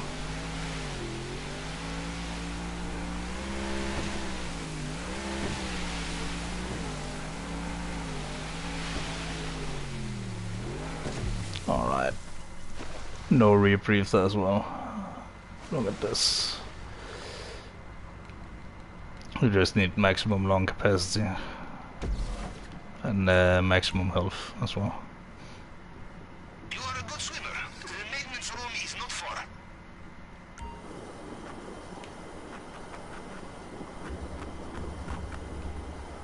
I don't know what route you usually take, but I always take this one. I mean, the one through the gate is pretty obvious, but the one at the airport. By the way, you can't drown in the cutscene, so you just need to swim fast. Here's where your maximum health comes into play. Excellent. Did I ever tell you about the sewers in my hometown? It was there I first decided to join the Navy. But you can't just equip a rebreather. We'll see. Off you go. And you start drowning. Stop drowning as soon as you. Also, notice how I didn't purchase armor before I went in, and I still have body armor.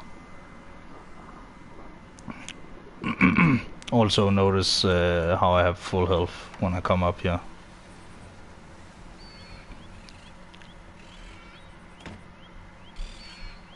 Oh, I hope the first guard has the key. See, full health. And we go up here. And then we go around these guards here. It's very important to not get caught by these guards. And take out your shotgun here, climb. And then don't go forward, just climb. No. ¿Me las tenía que dar? No Lo vi key. hace poco. Sí. Seguro se lo olvidó a ese pendejo. No key. You're in the area where Mr. Rubio's personal bodyguards operate. These men will know every soldier under their command. No disguise will fool them. What? No key? Always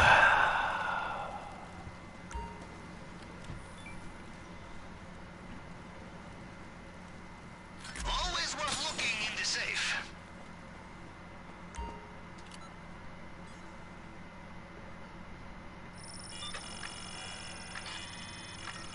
But I got like 90,000 out of that. The fingerprint scanner.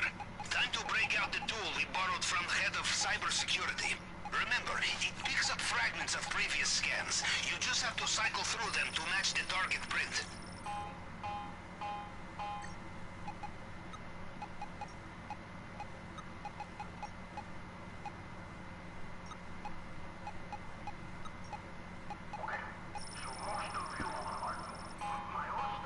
if you don't know the route through the basement, it's quite good because then you can then there's only 2 hacks.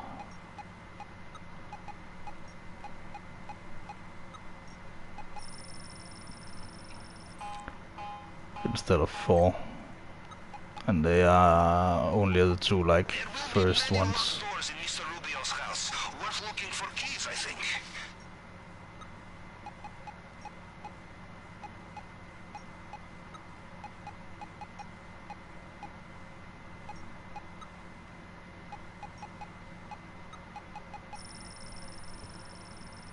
It's easy to lose track on the last one, but you just gotta keep up with the numbers.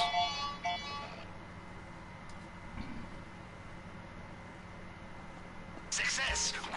Now, almost there.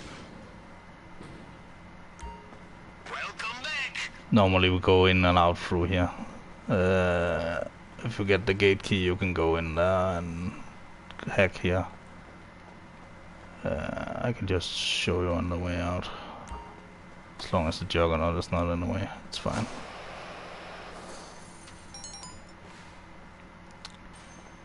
(27) 46, 34.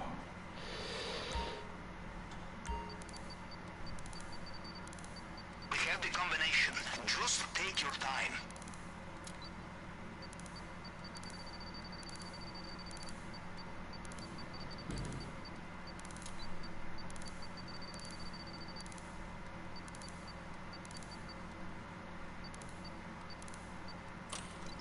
Thank you. I just got a little bit unsure on the last one, You would have thought Mr. Rubio would learn not to trust his so it was perfect timing. I just looked down at see the fall. the drainage pipe you used to get in here. You will have to find another way out.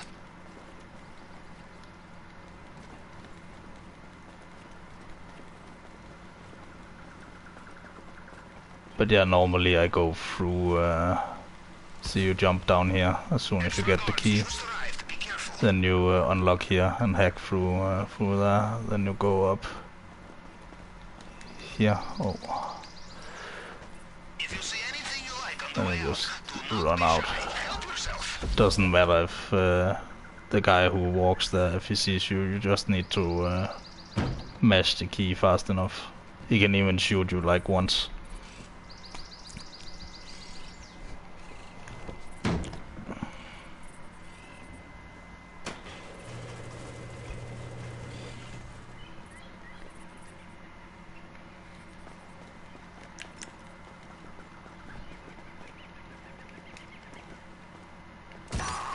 Well done.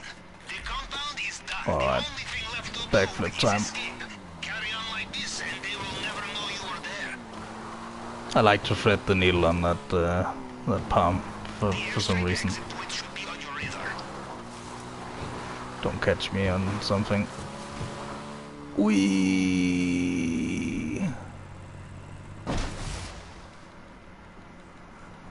I lost a little bit of The water health. is full of attack boats. You will need to be careful. Yeah, whale skeleton, here we come, because we're on stream. Yeah, whale skeleton. Haven't seen that in a while. And it is a whale, it's not a sea monster. It's clearly a whale jaw.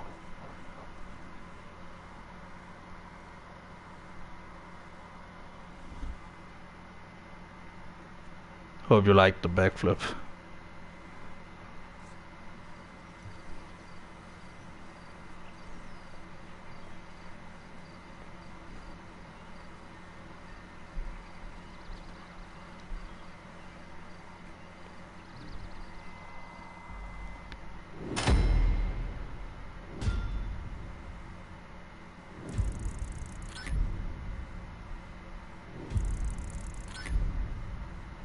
I always do that backflip. 13 minutes, 12 seconds.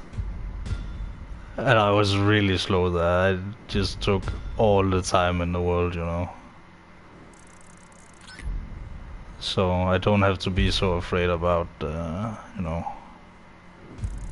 going that route. I have plenty of time. I can show you 2 more backflips on the scope out. It doesn't matter if I crash or lose my bike. I can get another one. If you saw the bike at the solar panels, that basically respawns all the time on the scope out.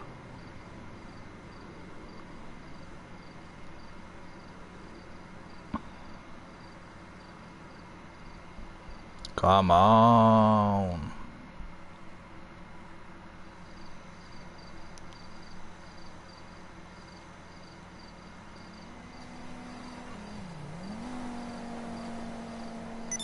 Alright. Time for the most underappreciated feature in this whole game, but only because I'm building up a massive savings account in casino chips. Hi, I have like what do you 43 million. Sure, no problem. The instantly spawning limo.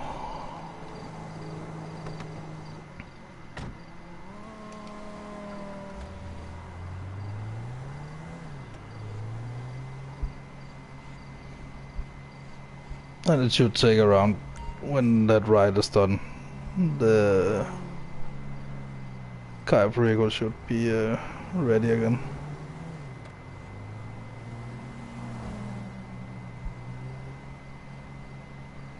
You need you need the VIP thing, but it doesn't only take you to the to the casino. It's very important.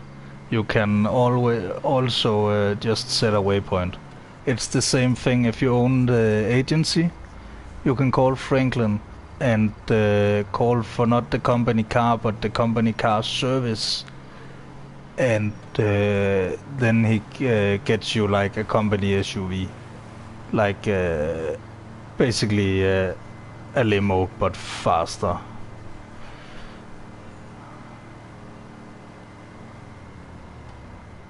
You just only bought the casino stuff. Are you on PS4 or Xbox? I wouldn't imagine you were on PC, because PC is a mess, unless you're on modded.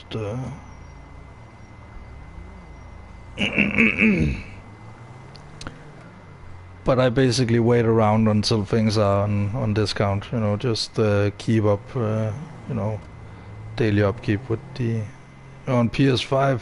Wow, so I have the lightning fast loading times. I'm only on PS4, sadly, but as I said before, I'm not. I don't have. I mean,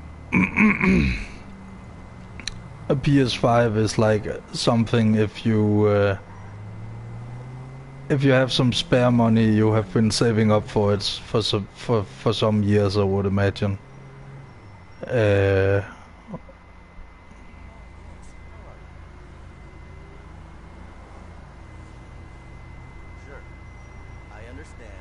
Oh, you got the arcade?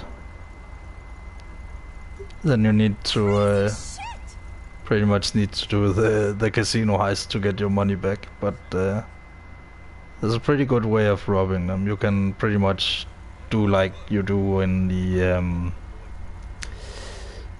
the big score. Let's just tell this guy to hurry up. You did the casino heist stuff too? I only did the casino heist like a few times. Did it like with a person. I didn't have a microphone, he didn't. At least I was too shy to be on a microphone. He wasn't on a microphone either. I don't know what his situation was, but we used to like do deliveries and stuff together.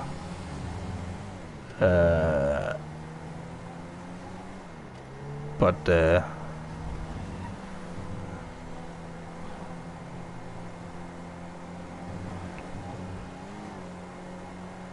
I pretty much live in the casino penthouse, but that's because I have the garage and I have the, you know,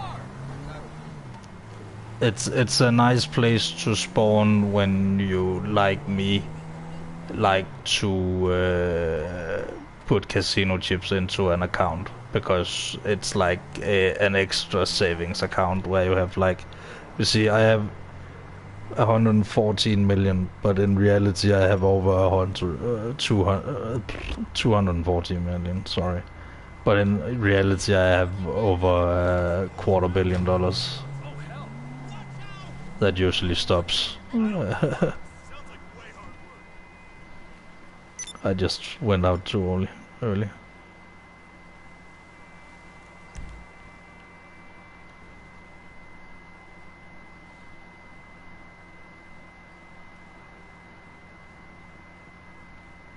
Too bad he didn't hit the valet.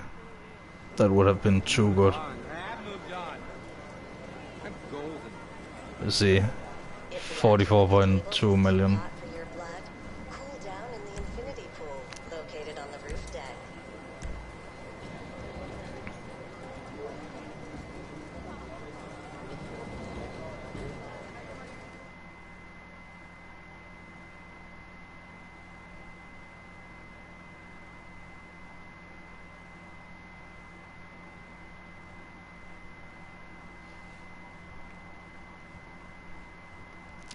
Actually, the guy who El Rubio kills in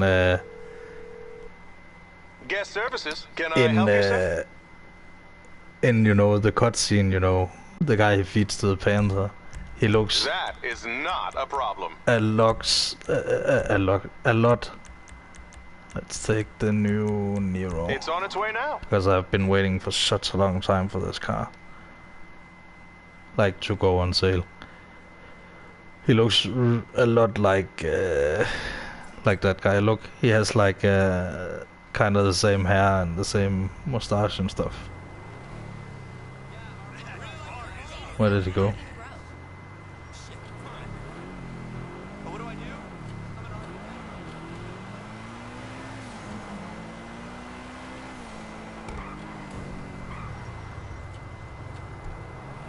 I have the gold cars are not like, if I have a gold version of a car, it means I have more than one, and it's a car that I really like, because I spawn in the penthouse, so it's the cars that I take out, and what's better to have in the casino than some golden cars.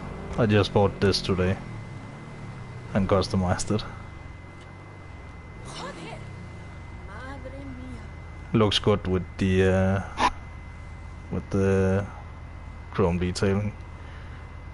Yeah, it's a nice idea, but it costs a lot of money. Like, it's only supercars, and I have a lot planned. But the Nero is on sale, and it's kind of a hidden supercar. It only costs 1 million this week. It's such a good car, but it's not a legendary motorsports. It's on here. I need to go in the stock. Oh, the Italy GTB is on sale as well. The Spectre, the car from the it's the Aston Martin DB10 that never got made because it was in James Bond, and then they didn't want to produce it, and all kinds of things. So that's why you have the DB9 and then the DB11. That's because the DB10 was in James Bond, and they didn't. It's what was a design they didn't plan to produce, but only 1 million. It's the same as an adder this week, and it's like an adder on steroids.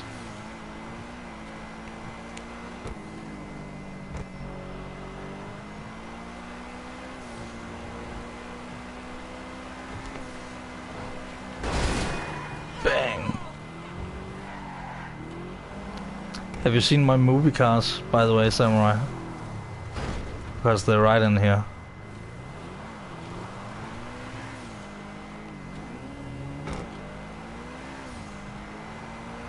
They're of course right next to the movie studio.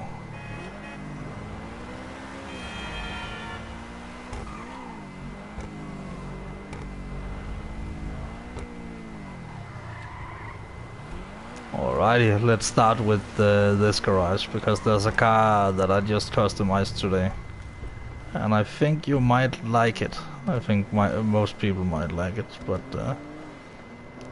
I couldn't get the spoiler quite right, because the one that looked the most like the one it had looked ugly, because there was no color on it. This one I just customized today. You got the Richards Majestics? I would recommend Weasel Plaza, just across the road.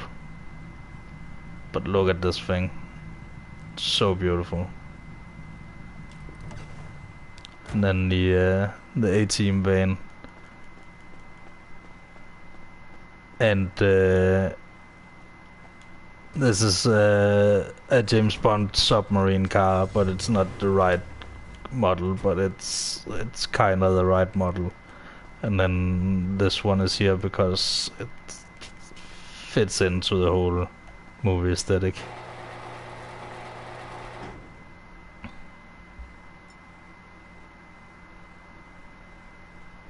I like the typo, Strongberg. I don't know if it was a typo, but that's a pretty good name for it. It can take like 8 freaking rockets, so it's like the antithesis to a to the Oppressor. But let me just show you the view first of all. I'm like a real estate agent now. Just 1 second.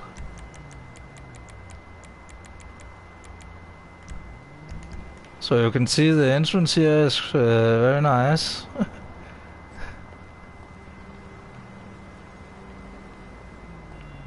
Yeah, the sound from the exhaust is awesome.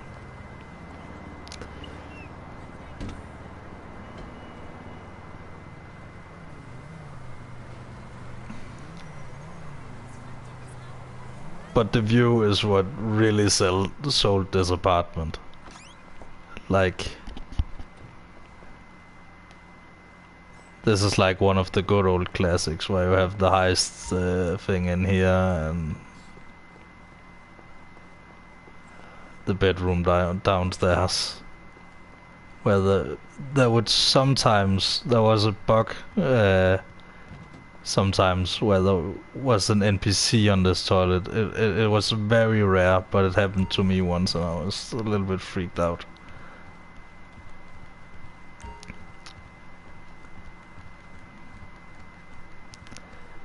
But you can see you have an okay view here. You can see the Richards Majestic building.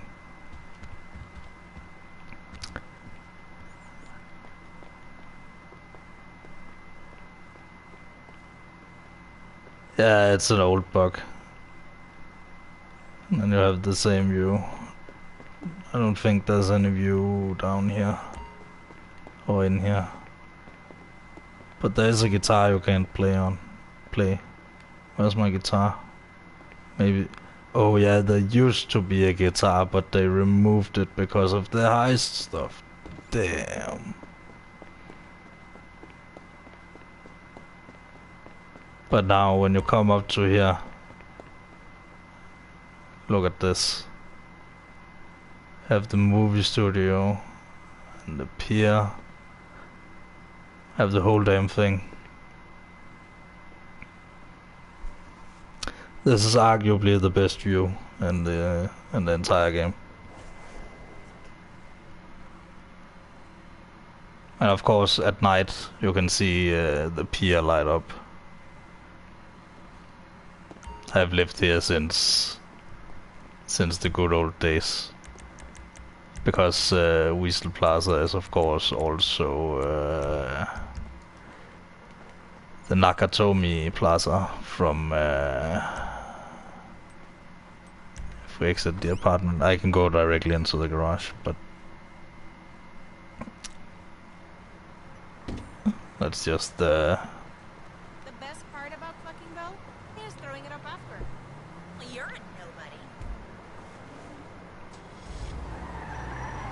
Exactly. Die Hard. Merry Christmas.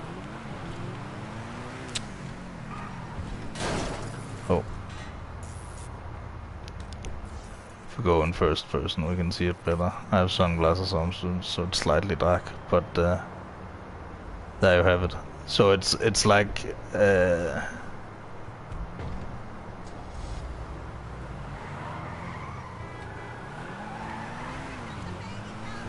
it's a really, really nice place.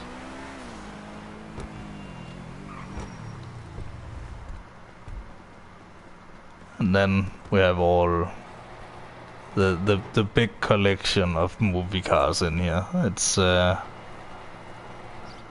be a wild ride. So we have this one. Oh, I'm just gonna take off my sunglasses. What the fuck is that? I didn't buy those. But we have this one from Initial D. Then we have this one from the movie reference in the game. It's just here because it has been here forever, like, and it's a nice place to have it.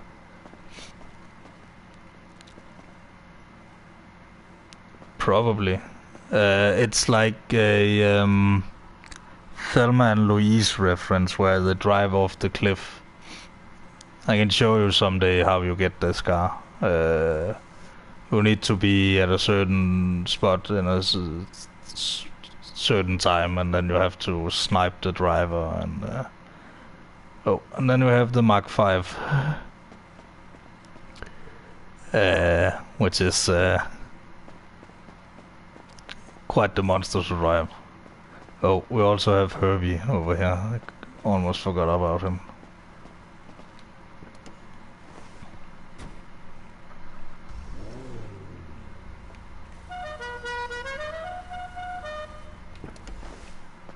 Herbie couldn't have a normal horn. This was like the most fitting. But this car you cannot buy.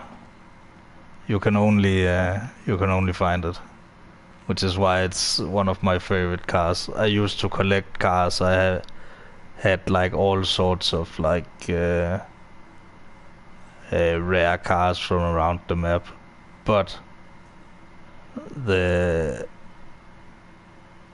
as they came into the shop, it became more, you know. For example, the hearse, just the normal hearse, used to be like the rarest car in the entire game, because it only spawned a little bit. Oh, this car I made today, because the EC was on sale, so and then we have the King from Cars. But there is a better version of this car, so I need to make that at some point. But it doesn't mean I'm gonna sell this, because it's like an OG now. And then this is like a reference to some old Danish heist movies. Like it's called Olsenbanden. It's really. Then you have this guy driving the car, and another guy like. Doing all sorts of stuff, all non-violent, all very, it's the best heist movies of all time. Like, they are so creative.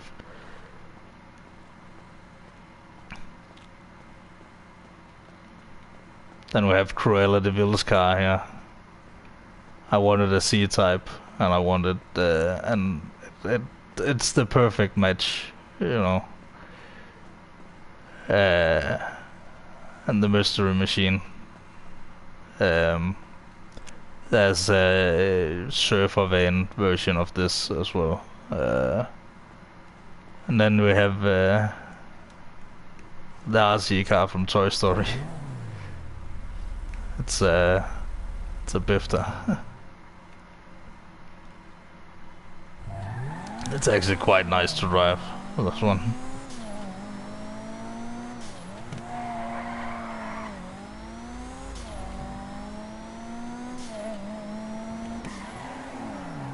Yeah, I have quite a few. And that's not even all of them. I have a few James Bond cars in my agency, because my agency... You see, the thing about the movie cars, I wanted them around here, so I bought the Richards Majestics thing a few weeks before the new update came out. But now I have my agency here, and what better to put in an agency than James Bond cars? So I have a few of those as well. I'm just giving this one a spin. But you can get quite creative with the cars. If you can... If you can see the shape of something in a car, Rockstar usually leans a little bit towards that. This one was a little bit of a stretch though, because it had the stripe and anyway, and lime green and you know, it's and I even had this car forever. Like forever ever.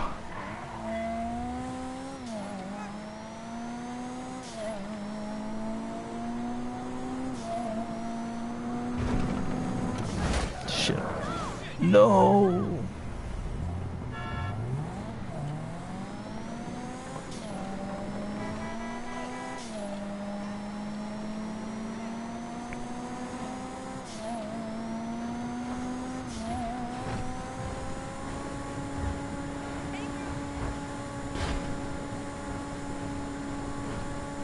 But this used to be the fastest off-roader. So I actually think this is one of my original Biftas. One of them, because I bought and sold multiple of them. Because you used to have to...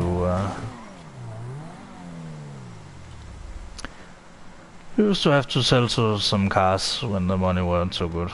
I sold a lot of like cars that I liked back in the day. Still want the Pimp Mobile back. It was like a pink lowrider, purple lowrider with like zebra seats, golden rims, and the diamond thing on the. And I bought that when the lowriders were original as well. So garage.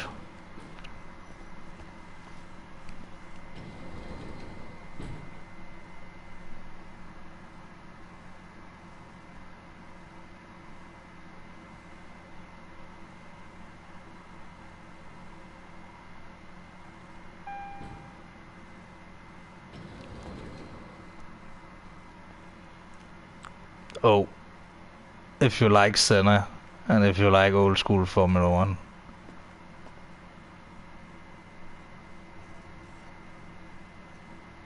Yeah. You can make like Mad Max cars as well with the arena thing. This one. This one is my number car in the agency, because I like to use it for some jobs, like recover valuables. Yeah, it's really nice. And the good thing about that one is that the nose doesn't fall off like as easily. Oh, this is my favorite supercar. It's so fast. It has the highest top speed of all of them. This came out with the agency DLC. This is also one of my favorites. The Voltric. This is actually my dream car in real life. Not many people know about this car. It looks like a Lotus, because it is mostly a Lotus. But the engine is electric. It's a Tesla motor. It's the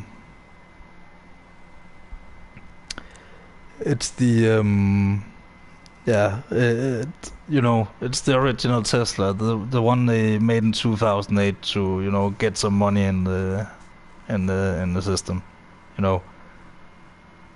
So it has, but so it has two very great selling points. All right. So it's a Lotus Elise mostly, which is good. All the body, all the suspension, everything.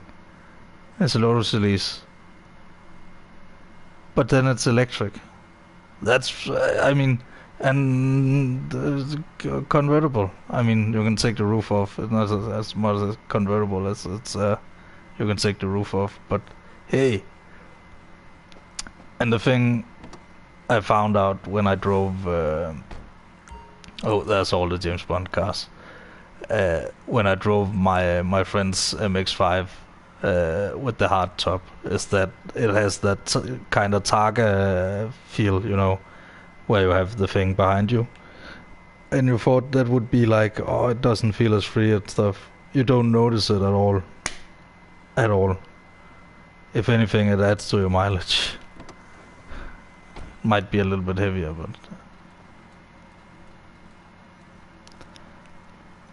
I really have a passion for cars, but electric cars is like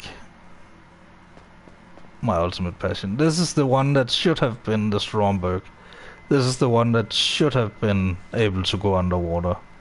The Lotus, I don't know. Here we have the DB10 and the unicorn of all unicorns. And I can actually, I feel like I can brag about this, and you know cars, so you know how hard of a brag this is. I've actually seen one of these in real life. It, not driving or anything, but it was like this classic car event. There was classic cars racing and stuff. This wasn't driving, but like there was this whole like all kinds of, you know, classic cars. There was like the Bugatti EB, is it the EB10 it's called, the one from the 90s, and the Lamborghini Miura, and like a Mercedes car from like the 30s or something. It was insane, like.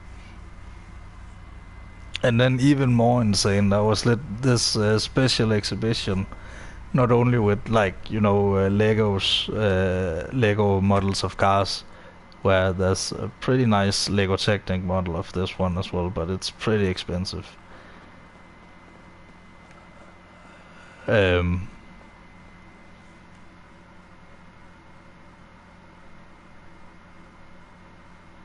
Yeah. I don't know if you have played single player, but you steal this car. This is the way newer version where you can actually take the guns off the front.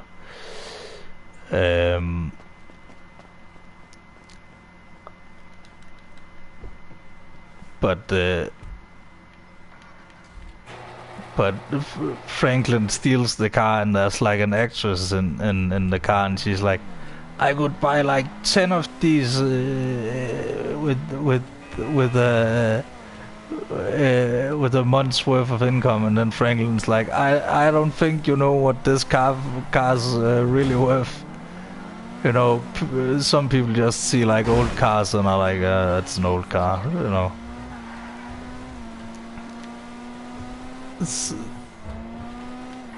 This car gets so much speed from over the bumps that it's top speed in the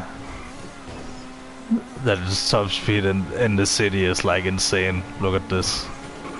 Oh shit. I really love this car. It only costs $1 million. It's the 811. Hey, what's that? A fire truck. What is this building even? Let's investigate.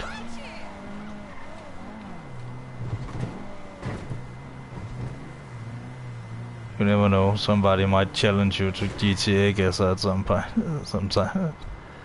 It is rapid, and it's again also one of my favorite cars. You know, I have it with cars like I have it with dogs. Like a lot of cars is my favorite cars. You know, they have different personalities. You know, not like literally, but you know, their expression is different. Their purpose is different. The whole like scope of existence and production, and you know, all those kinds of things are completely different from car to car, and you can really feel that in the you know, in the design. I like I have an affinity for like small shit boxes that has been going forever, like old Golfs and whatever as well. Like that's a good car, you keep carrying on. But you know, eventually the suspension gives out, so it's not eventually it's like, you know, it's not worth replacing. Oh shit. I'm like one of those, you know, in The Sims, there's like a DLC in The Sims 3 where you could be like a car enthusiast, and every time you would drive a car, you would build a relationship with the car. It's not quite like the guy in My Strange Addiction, but it's like, you know, I appreciate the different personality of the different vehicles, you know.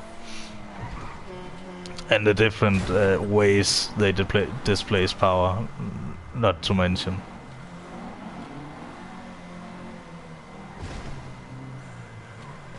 It's like a tractor might have 600 horsepower and a supercar might have 600 horsepower, but the way they displace it is like, you know, completely different.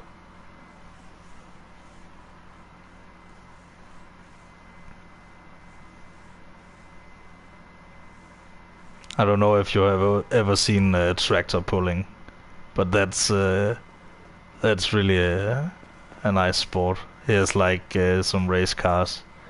These are not created on anything specifically. This is like LMP2, whatever.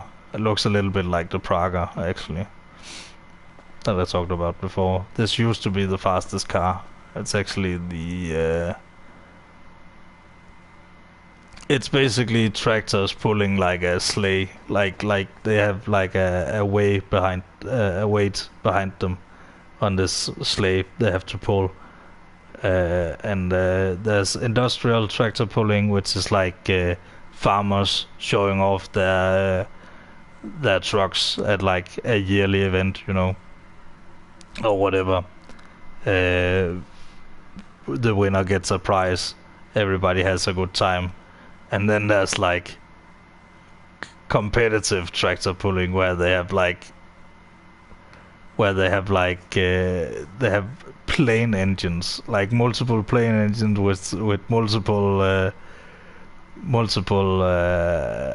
like coolers from planes as well, from like World War II. It's insane, like the noise they make.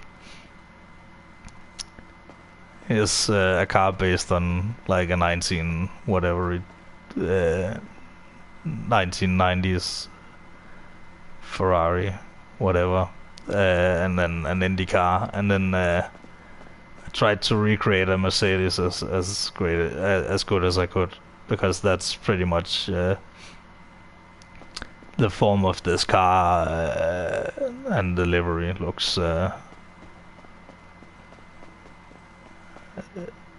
It's a good match, you know.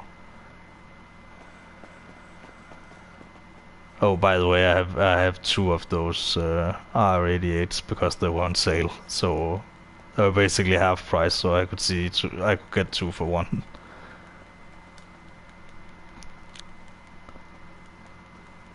Then we have some older race cars, Supra, which is I need to put a spoiler on to make it like the GT, the Group 4 Supra in GT Sport.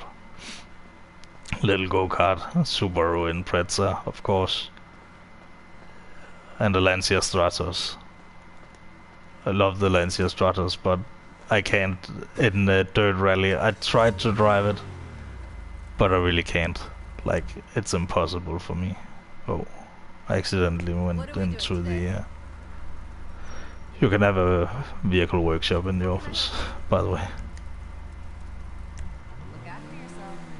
It's very convenient. I have all the vehicle workshops, like, except the bike one.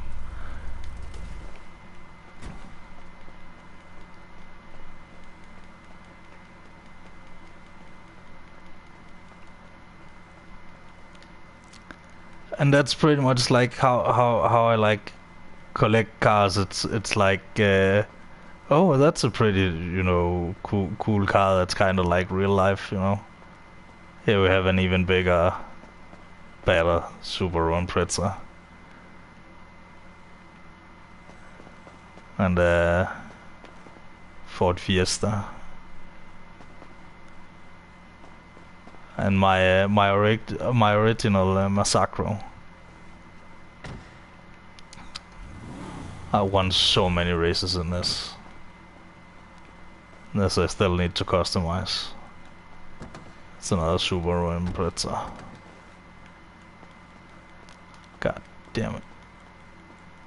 And then you have this one. This is a little bit of a special one. It's a Jaguar from the like late 80s.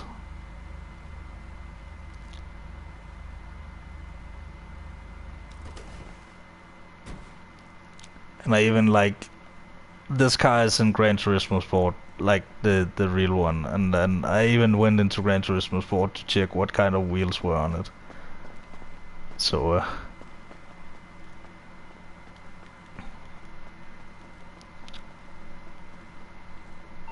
when did I get the text message from Pavel? 10 o'clock, so I still have like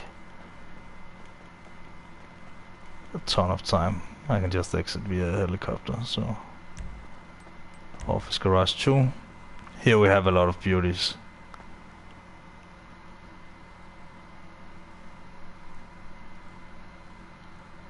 This is the Sports Classic garage.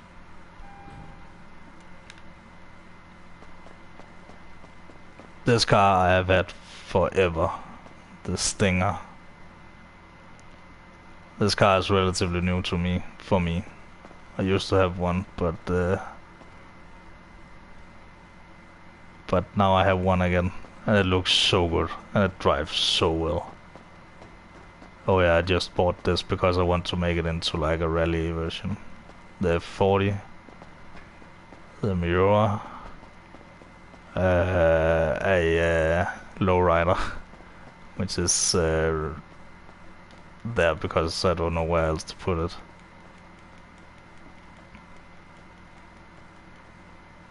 Yeah, the Cobra looks really nice.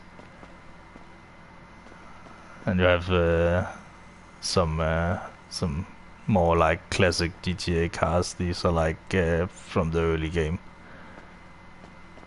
A BMW and a Porsche 911. And then this one, this is this week's podium vehicle, and I'm so glad to have this one because I have a model car of this one. Not many people know this car, and I only really know about it because I have this model car of it. It was the fastest car in the world for like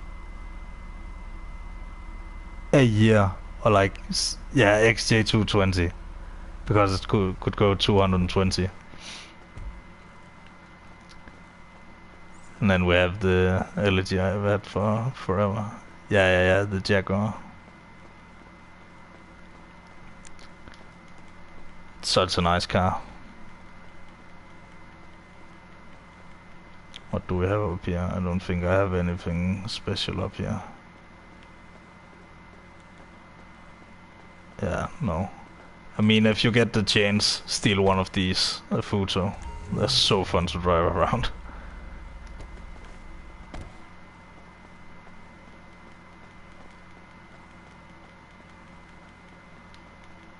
But it was pretty much overtaken by the McLaren F1 pretty quickly. So it's not that famous anymore. Like, I would imagine it was like a pretty big deal when it came out. Alright, now we have the supercars.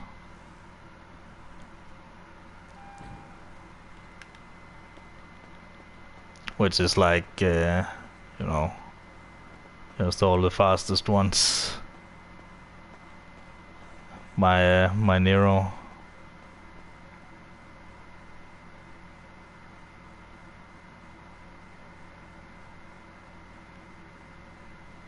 Yeah. Oh, the Mercedes Project 1. I really hope this one comes to fruition. The McLaren Senna also.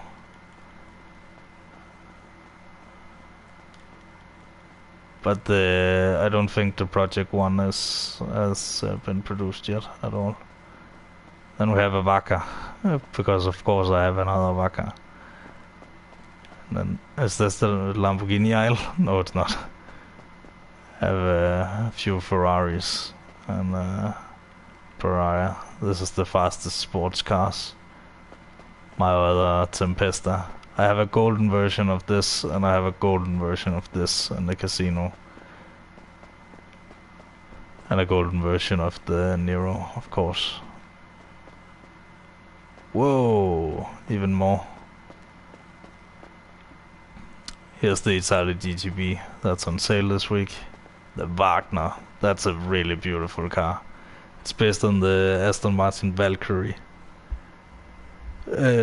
Which is a hypercar, which sadly is scrapped because they don't have enough money to both do Formula 1 and hypercar. So, but this was the fastest car when it came out.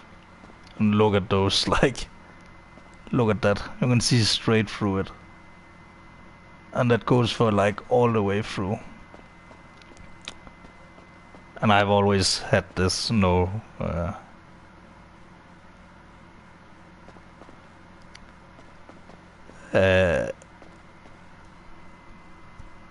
so this was way before Peugeots. We didn't want a rear wing, lol. But this one is pretty much, you know, what a modern race car is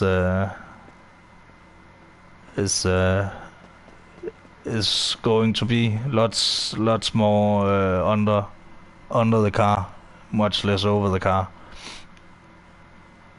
It's quite clever.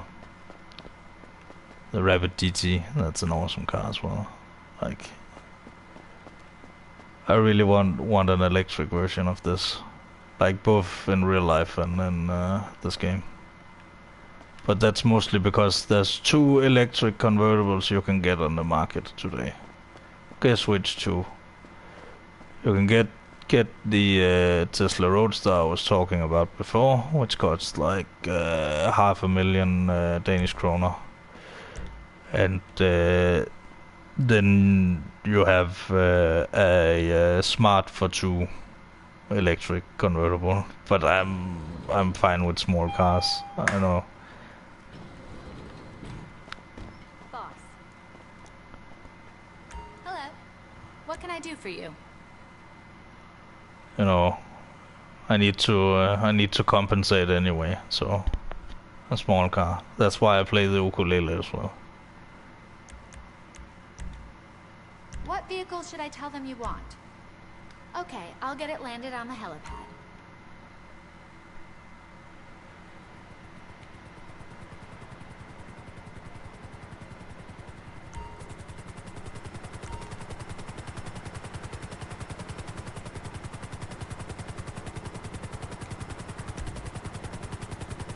But imagine basically this view, but from inside there.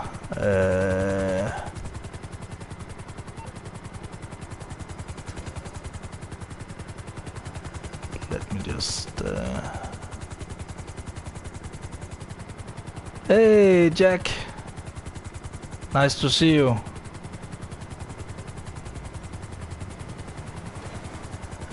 You just missed the great garage tour of basically all my garages. That's not all of them, but I've been through so many today, so let me just see what apartment number that is. You calling for some wheels? I'm Johnny on the spot. I'll hook you up. Weasel Plaza 70 is the one with the great view. Aight, I'll get back to work.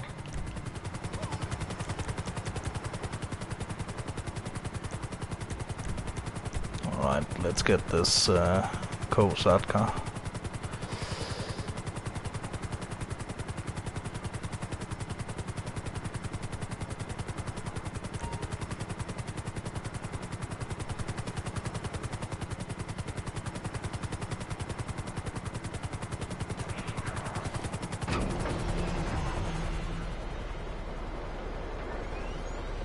Always makes justice.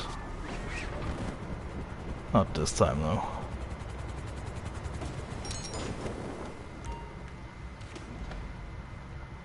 I did this in a blimp once, and it turns out blimps, they just bounce on top of the water.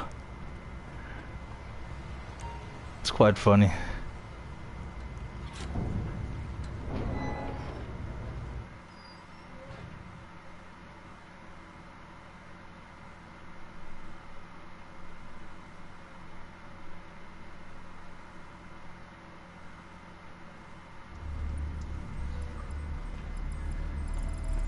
Let's accept this Kyo. I bet you say that to every player. Maybe you're the one who's the real player all along. I'm just playing with you.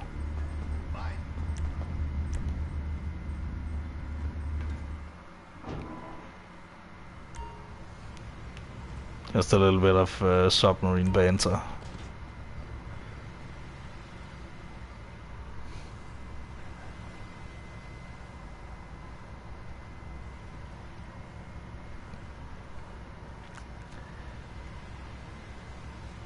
Have you ever seen? I bet you have seen this, Jack. By the way, I really miss our Cayo Perico assault team. Talked about it earlier, how efficient it was. But have you ever seen him, like, if you go down to the torpedo bay, he sometimes stands there down there and smokes. It's like, okay. But I have the smoke emote, so I just join him. It's his home. I don't care.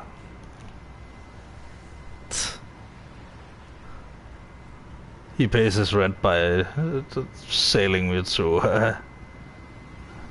the Caribbean whenever I want to. Oh yeah, the bean seeding. That's one of my favorite things in this game. It's just him eating that giant can of beans.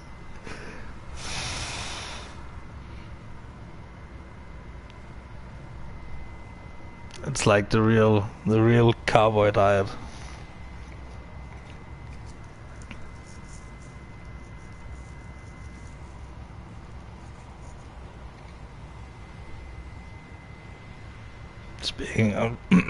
Speaking of smoking, I will just smoke a little bit, and then we will fly to Cayo Perico. Then we will get the guns, and then I think I'm gonna switch to some dirt rally to wind down for the day. But I will still stream it because I'm having very much fun streaming, especially right now. it's always fun. So, you know, it has been like you know, Jack, you have like been here like since I started streaming a few months ago, and I've really like I really just started enjoying it. I started as like, okay, here's how you do Carafrico, here's some of my my races and stuff. I didn't plan to do it like, you know, kind of every day, but I still do it every day because I really enjoy it, even though there's sometimes there's nobody here. I just sit and talk to myself, but it's fine, you know. It's you kind of get more used to just, you know, just saying kind of what you're on your mind. Of course, you need to you know, think a little bit about what you're saying, but I don't hold any opinions that I cannot stand up for. So, and if you would happen to have some information or something that would disprove one of my opinions, then that would be perfectly fine, and I would be more than happy to be presented with that, because I would like. You don't get notification very often? Probably it's because I stream so often. I don't know. YouTube is so weird with notifications. It's such a weird thing, man.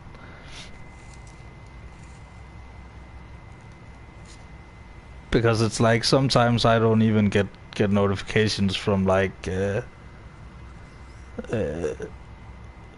so some of my like when some of my favorite YouTubers who don't upload very often, I don't get notifications at all, you know.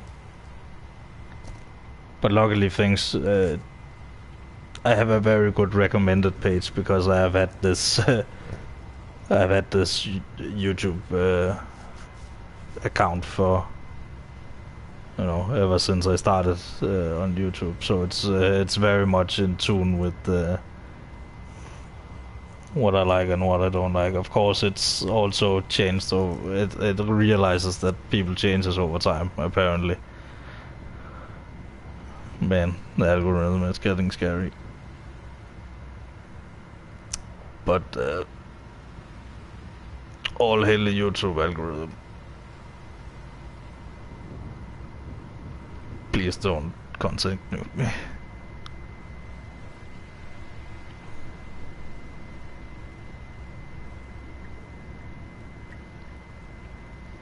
I share mine to Black Knight's Discord, like just a little you know, somewhere to share it, you know. Sometimes I get a new viewer or two. I can see, you know, I can see when I look at the analytics that like a good percentage is from Discord. So having the link there is like, you know, it's not like I'm obsessive over YouTube analytics or anything, but it's a nice tool to look at sometimes, especially when you feel like your channel is very stagnant. You can see it.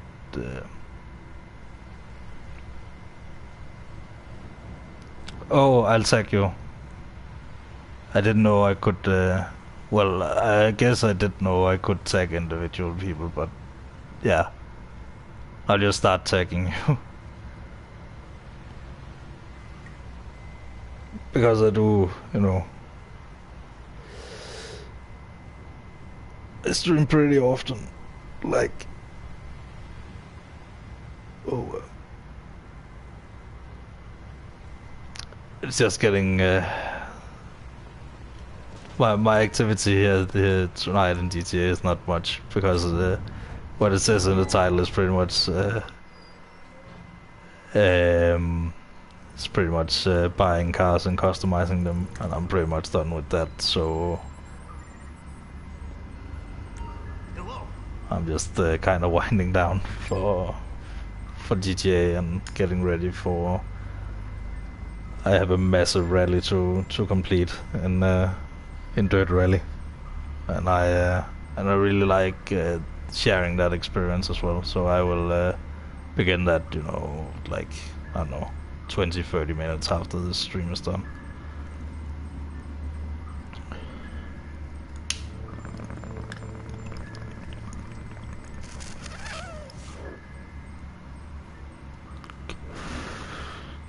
Because I don't sleep until 2 AM anyway, so, and it's only like 11, so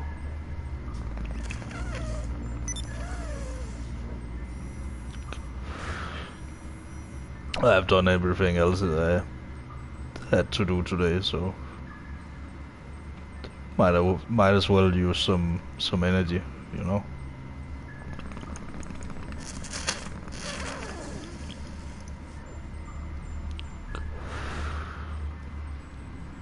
Well, I say that, but streaming is one of those things that I found out that that kinda energizes me. Even though I don't sound totally energized all the time, but that's simply not how I talk, you know.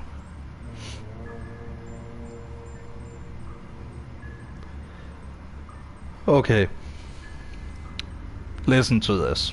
I get a notification from this freaking dating app, which I never use. I should delete it, but it's like, this girl is online right now, why not continue your conversation? I bet it's just gonna be me saying hi, that's it, there's no conversation. And this app is just like, hey, continue this conversation. So dumb, it's every time. Alright, see you later, Jack. Hope you have a good night.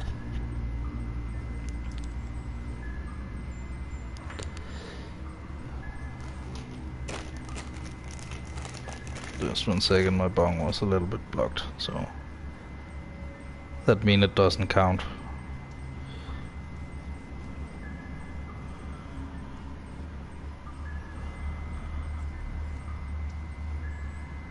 I don't know, as you saw before, when I'm not high enough, it's I miss my headshots. Not that there's any headshots to miss, but I might miss my backflip, guys. I actually, Samurai, once I did it on stream.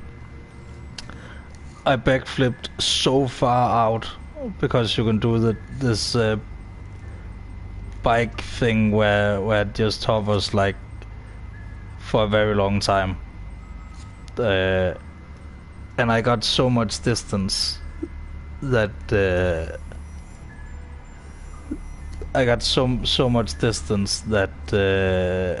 that I hit the checkpoint. Like, you only have to swim out until you know, the text disappeared, and as soon as I landed, the text disappeared. I've only done it once though, but it was on stream. I have witnesses.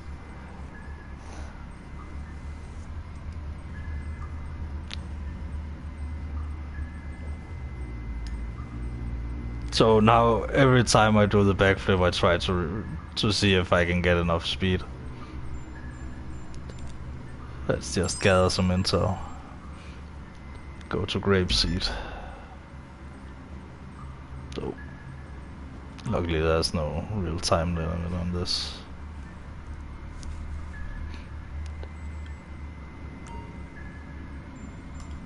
Then we can smoke during the cutscene. Grapeseed is up here.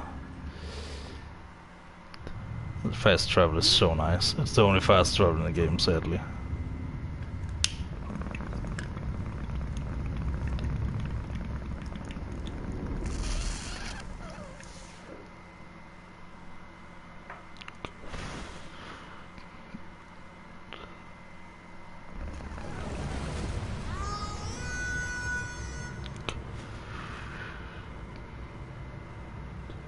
it looks so majestic.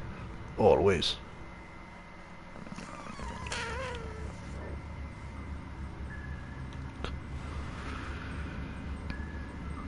Wonder what that means.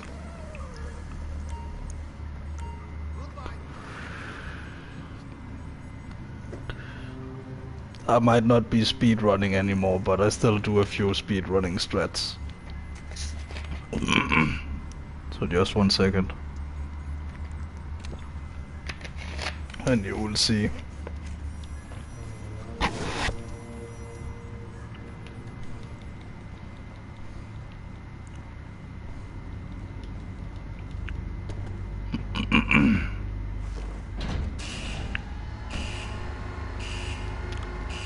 It might go wrong though. That's the thing about going fast. But it's not like I'm timed or anything. Again. You know, in Russia we have say, heaven is place where you can drink same glass of vodka twice, huh? How many times is it now, Capitan? I have lost count. We use our usual reconnaissance approach, smuggler plane. I have one already located. This is such an annoying one. This is the most annoying one of them. And you just spot the plane and you shoot the guys in front of the plane and the car, and then you make sure that your helicopter is not going to be in the way, and then you jump out.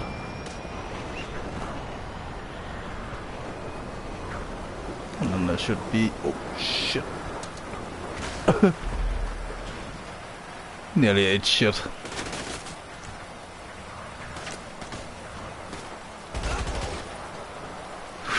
I nearly died there because I was focusing too hard. There's usually a guy right here at the wing, but I didn't place the missiles right apparently. Whew, that was a close one. Very good. I have set you coordinates. Keep south until the air becomes thick with herbs and profanity. Yeah, there should be clothes on board. You switch on the way, and leave your guns on plane. Remember, drug dealers employ smugglers. They do not trust them. Guards find you with weapons. Ah, goddammit, I hit the plane as well. Placed one of my missiles a little bit too close. But it doesn't matter. It can take a missile without going out. And if the engine just starts to give out, start mashing R2.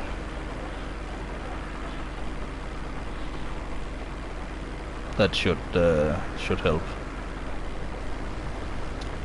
Also, going slightly upwards gives you a speed boost. You can see the speed on the side there. You can see now it goes down. Now it goes up. You can see the heading south, blah blah blah. And then the other one is like roll. And then you have altitude. And then below that you have a... oh, let's see. Should be a vertical speed thing. But I don't think it's working right.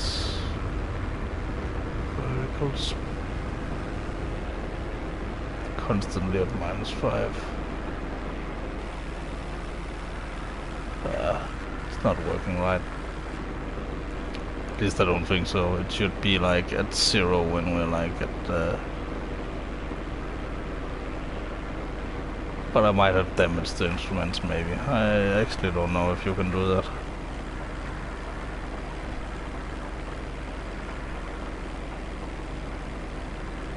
But you can use the instruments to fly fully in this game. If you know how to read them.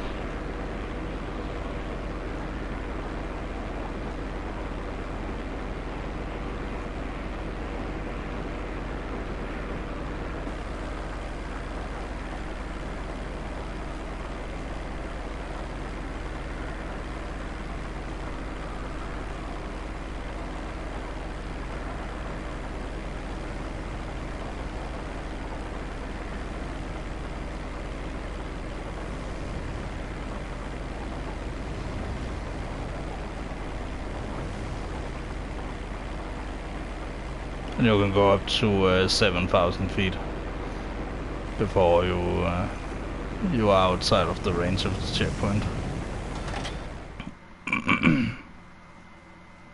So that's almost maximum height. You can go up to 8,000. So let's hope we get daytime so I can see something.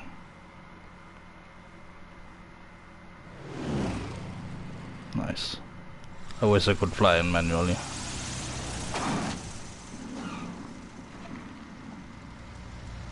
Nope. The open issue is still an issue. Why can't you assholes be on time for once, eh? Arms out, let's go. And open doors are also an issue in the new trilogy. Right over there. The remastered trilogy. There's like an issue with the doors not closing. Okay, see, you just turn around right here. And then you go in here.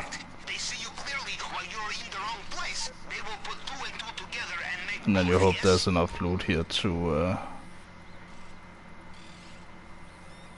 Is there really no loot? What? Nope. There's usually enough loot here to fill up your bags.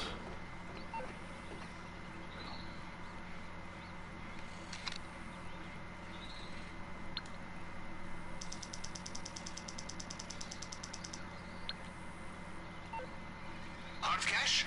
Always welcome. I will mark location. But they might have like patched it or something. They, you know, they won't fix the damn door issue, but they sure will patch out when it's a little too easy to make money, apparently. That guard over there can easily see you, it's fine. It doesn't matter if he sees you.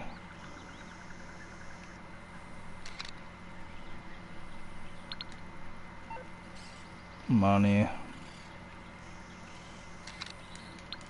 And weed.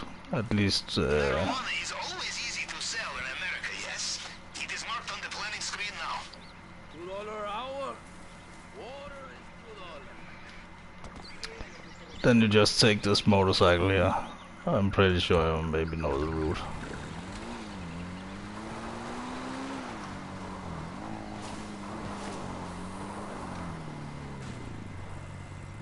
Of course, don't drive into the bushes. Is the whale down there? Nope. There's sometimes a beached whale.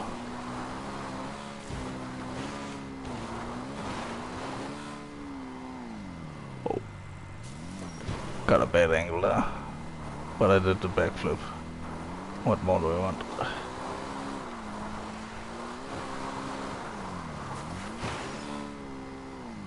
Backflip. Yes.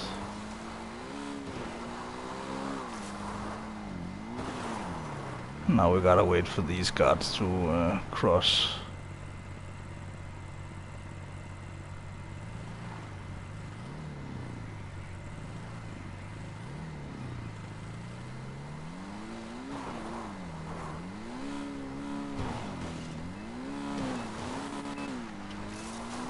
A little bit on the edge here, but fuck.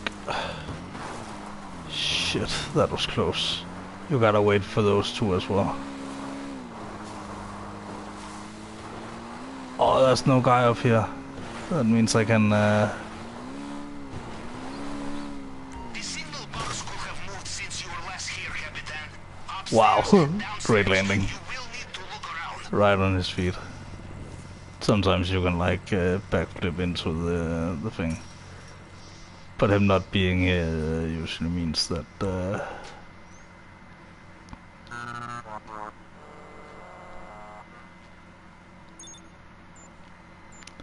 yeah, I can backflip over anything, so at least I try to.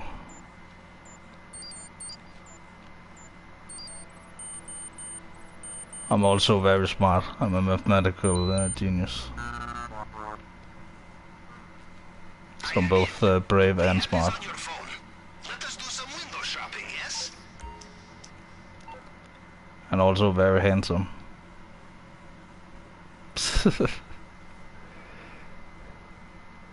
At least that's what my mom says. So, and you wouldn't call my mom a liar. So,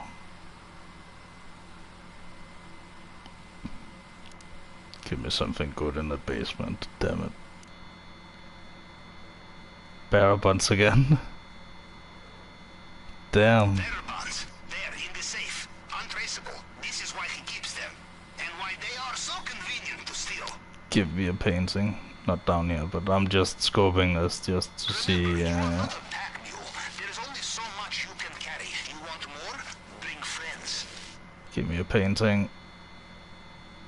Nope. One more chance for a painting.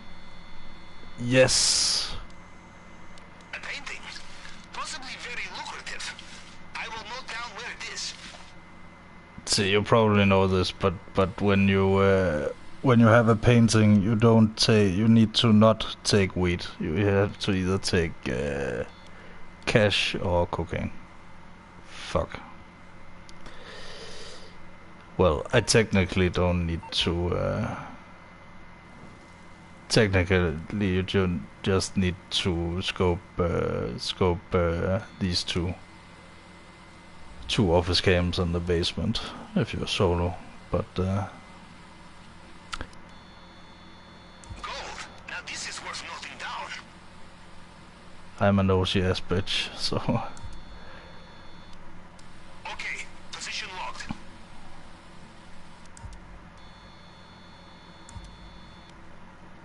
That's on your planning screen now. Have you seen the professionals video on the whole Red Dead family and all that? The German family from Red Dead being the ancestors of this guy.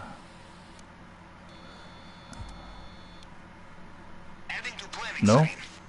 Look at this painting is a good one. You see the boy in the middle there, and the girl there, and the father, and the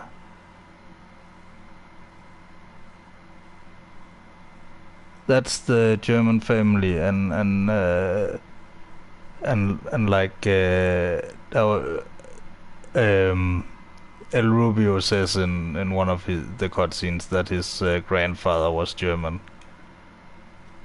So it's let's see if we can see. There's a better one where you can see the location a little bit better. Yeah, you can see up there in the corner they're riding a donkey, and then the mother is leaning against a wall there, which is on Emerald Ranch. So you get like the continuance of this family. Like they went to Emerald Ranch, and then the son of the family went to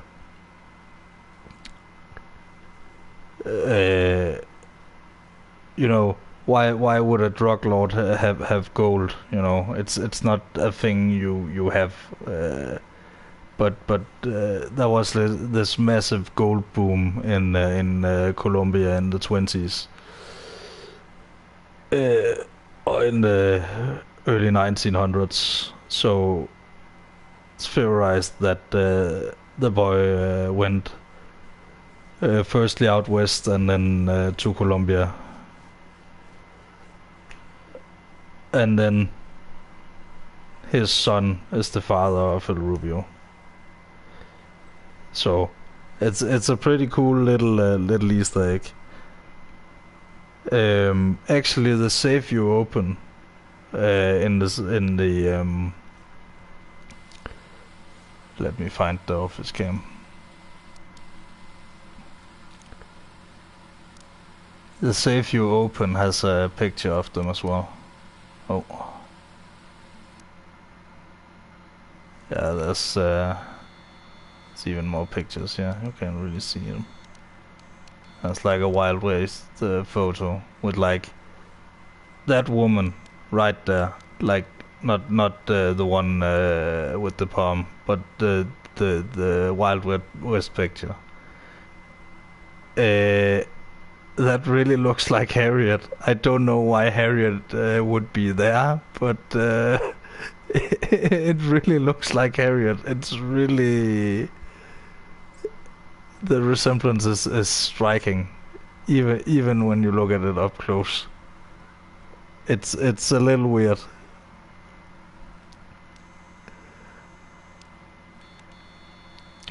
But that picture behind that lion is like a picture of a like very nice backdrop of a cowboy in the Wild West. Oh, I love those Globus bars. You can actually still buy those. They're actually relatively cheap. And you can get any map you would like. You can get like an ancient map, or you can like get a modern one, or one from the 40s or whatever. Oh, let's office cam 2. See if we can see some more. Yeah, over there at the safe, you can't really see it, but it's there's some small pictures of the family, and then there's the kids with the dog. It's but the way the professional explains it, it's way better than I can explain it. Like it gives like, you know, goes over the whole thing. So I would definitely give that video a watch, like if you haven't seen it yet, and if you are interested in Red Dead, particular story. Okay, here's the thing I talked about. You go into here. No, wait. I'm set to the. You set your spawn to the Kosatka, and then you sadly need to change your style just to quick save, and then you go into the creator right here.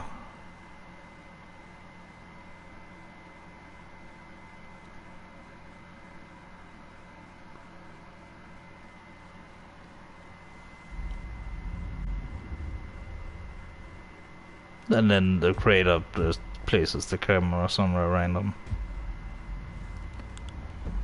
And then you go into online, and down here play GTA Online, and then invite only session.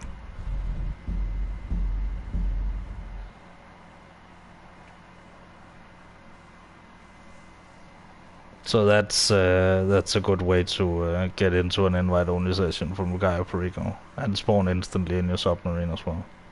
You can see where I'm gonna spawn. It's pretty consistent.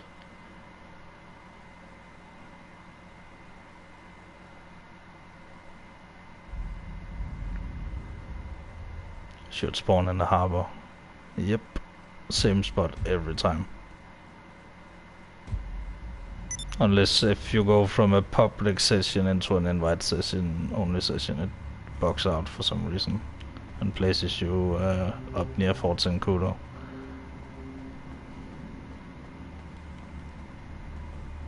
Or like at Chumash. Let's get the weapons. Because I always like to get the weapons.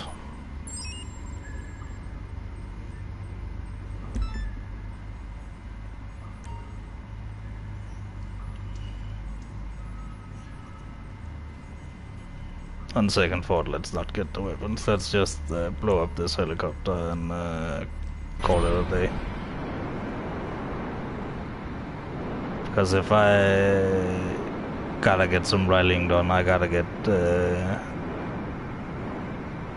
going soon. See, here you might not be able to see where the helicopter is, but when you get closer you can see the blinks, and then you just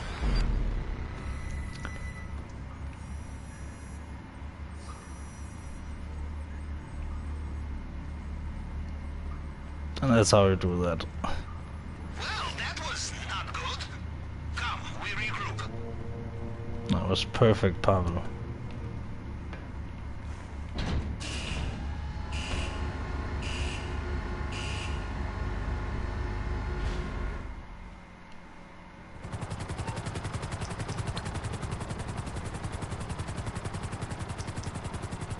I think I'm gonna call one of my planes and fly into the... Hello, you're through to Pegasus Lifestyle Management. How can I help? Thank One you, of my sir. favorites. Your spectacular Oh. aircraft Oops. is now ready for you at our nearest airfield. Sorry.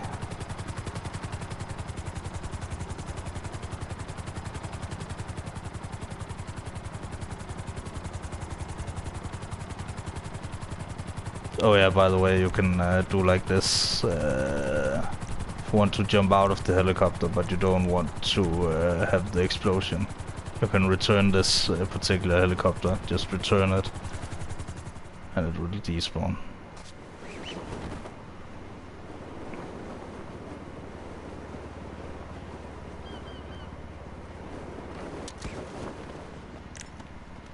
Perfect.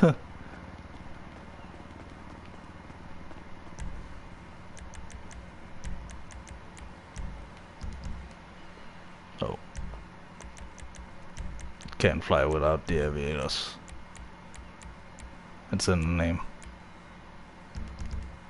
There we go.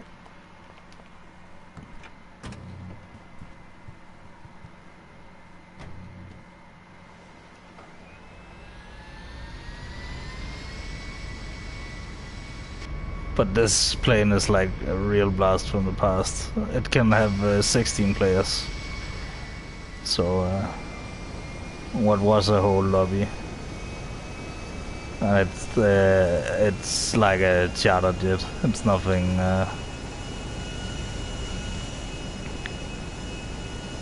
But it used to be the biggest plane you can get it online. But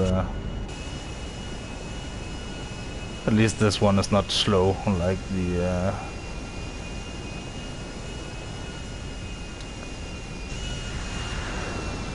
Like the freaking the Bombuska, which I do want to buy at some point. Jet planes, you don't have to hold down the thing. You can just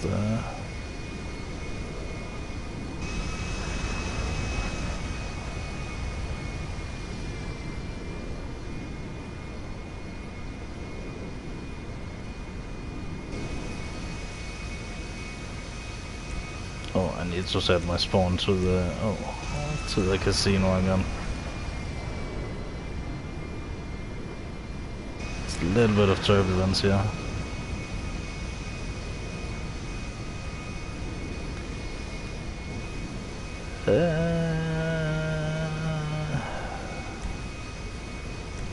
Oh, disband MC. That was it.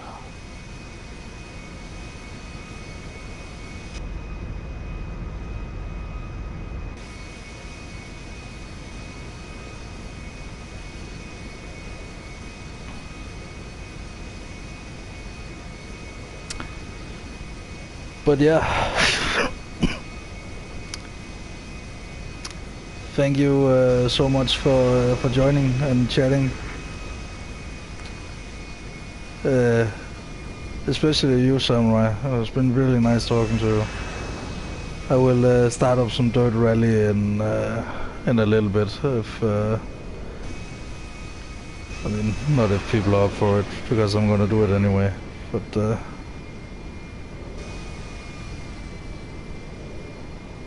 But I'm driving the Lancia Delta Integrale, so it's quite a nice car and looks great when it's going fast. So I'm just about now beginning to getting the handle on Group A cars. So.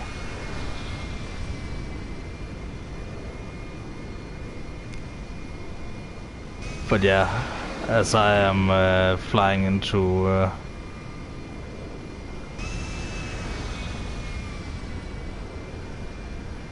nothingness. I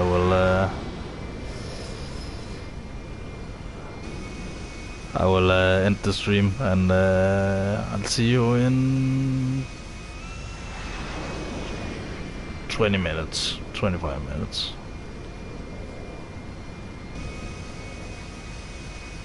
So thank you very much for joining, and don't forget to like if you like, and subscribe if you enjoyed. So I know you already subscribed, so I got that notification already. So yeah, thank you very much for joining, everybody. It has been very, very fun, a very good stream.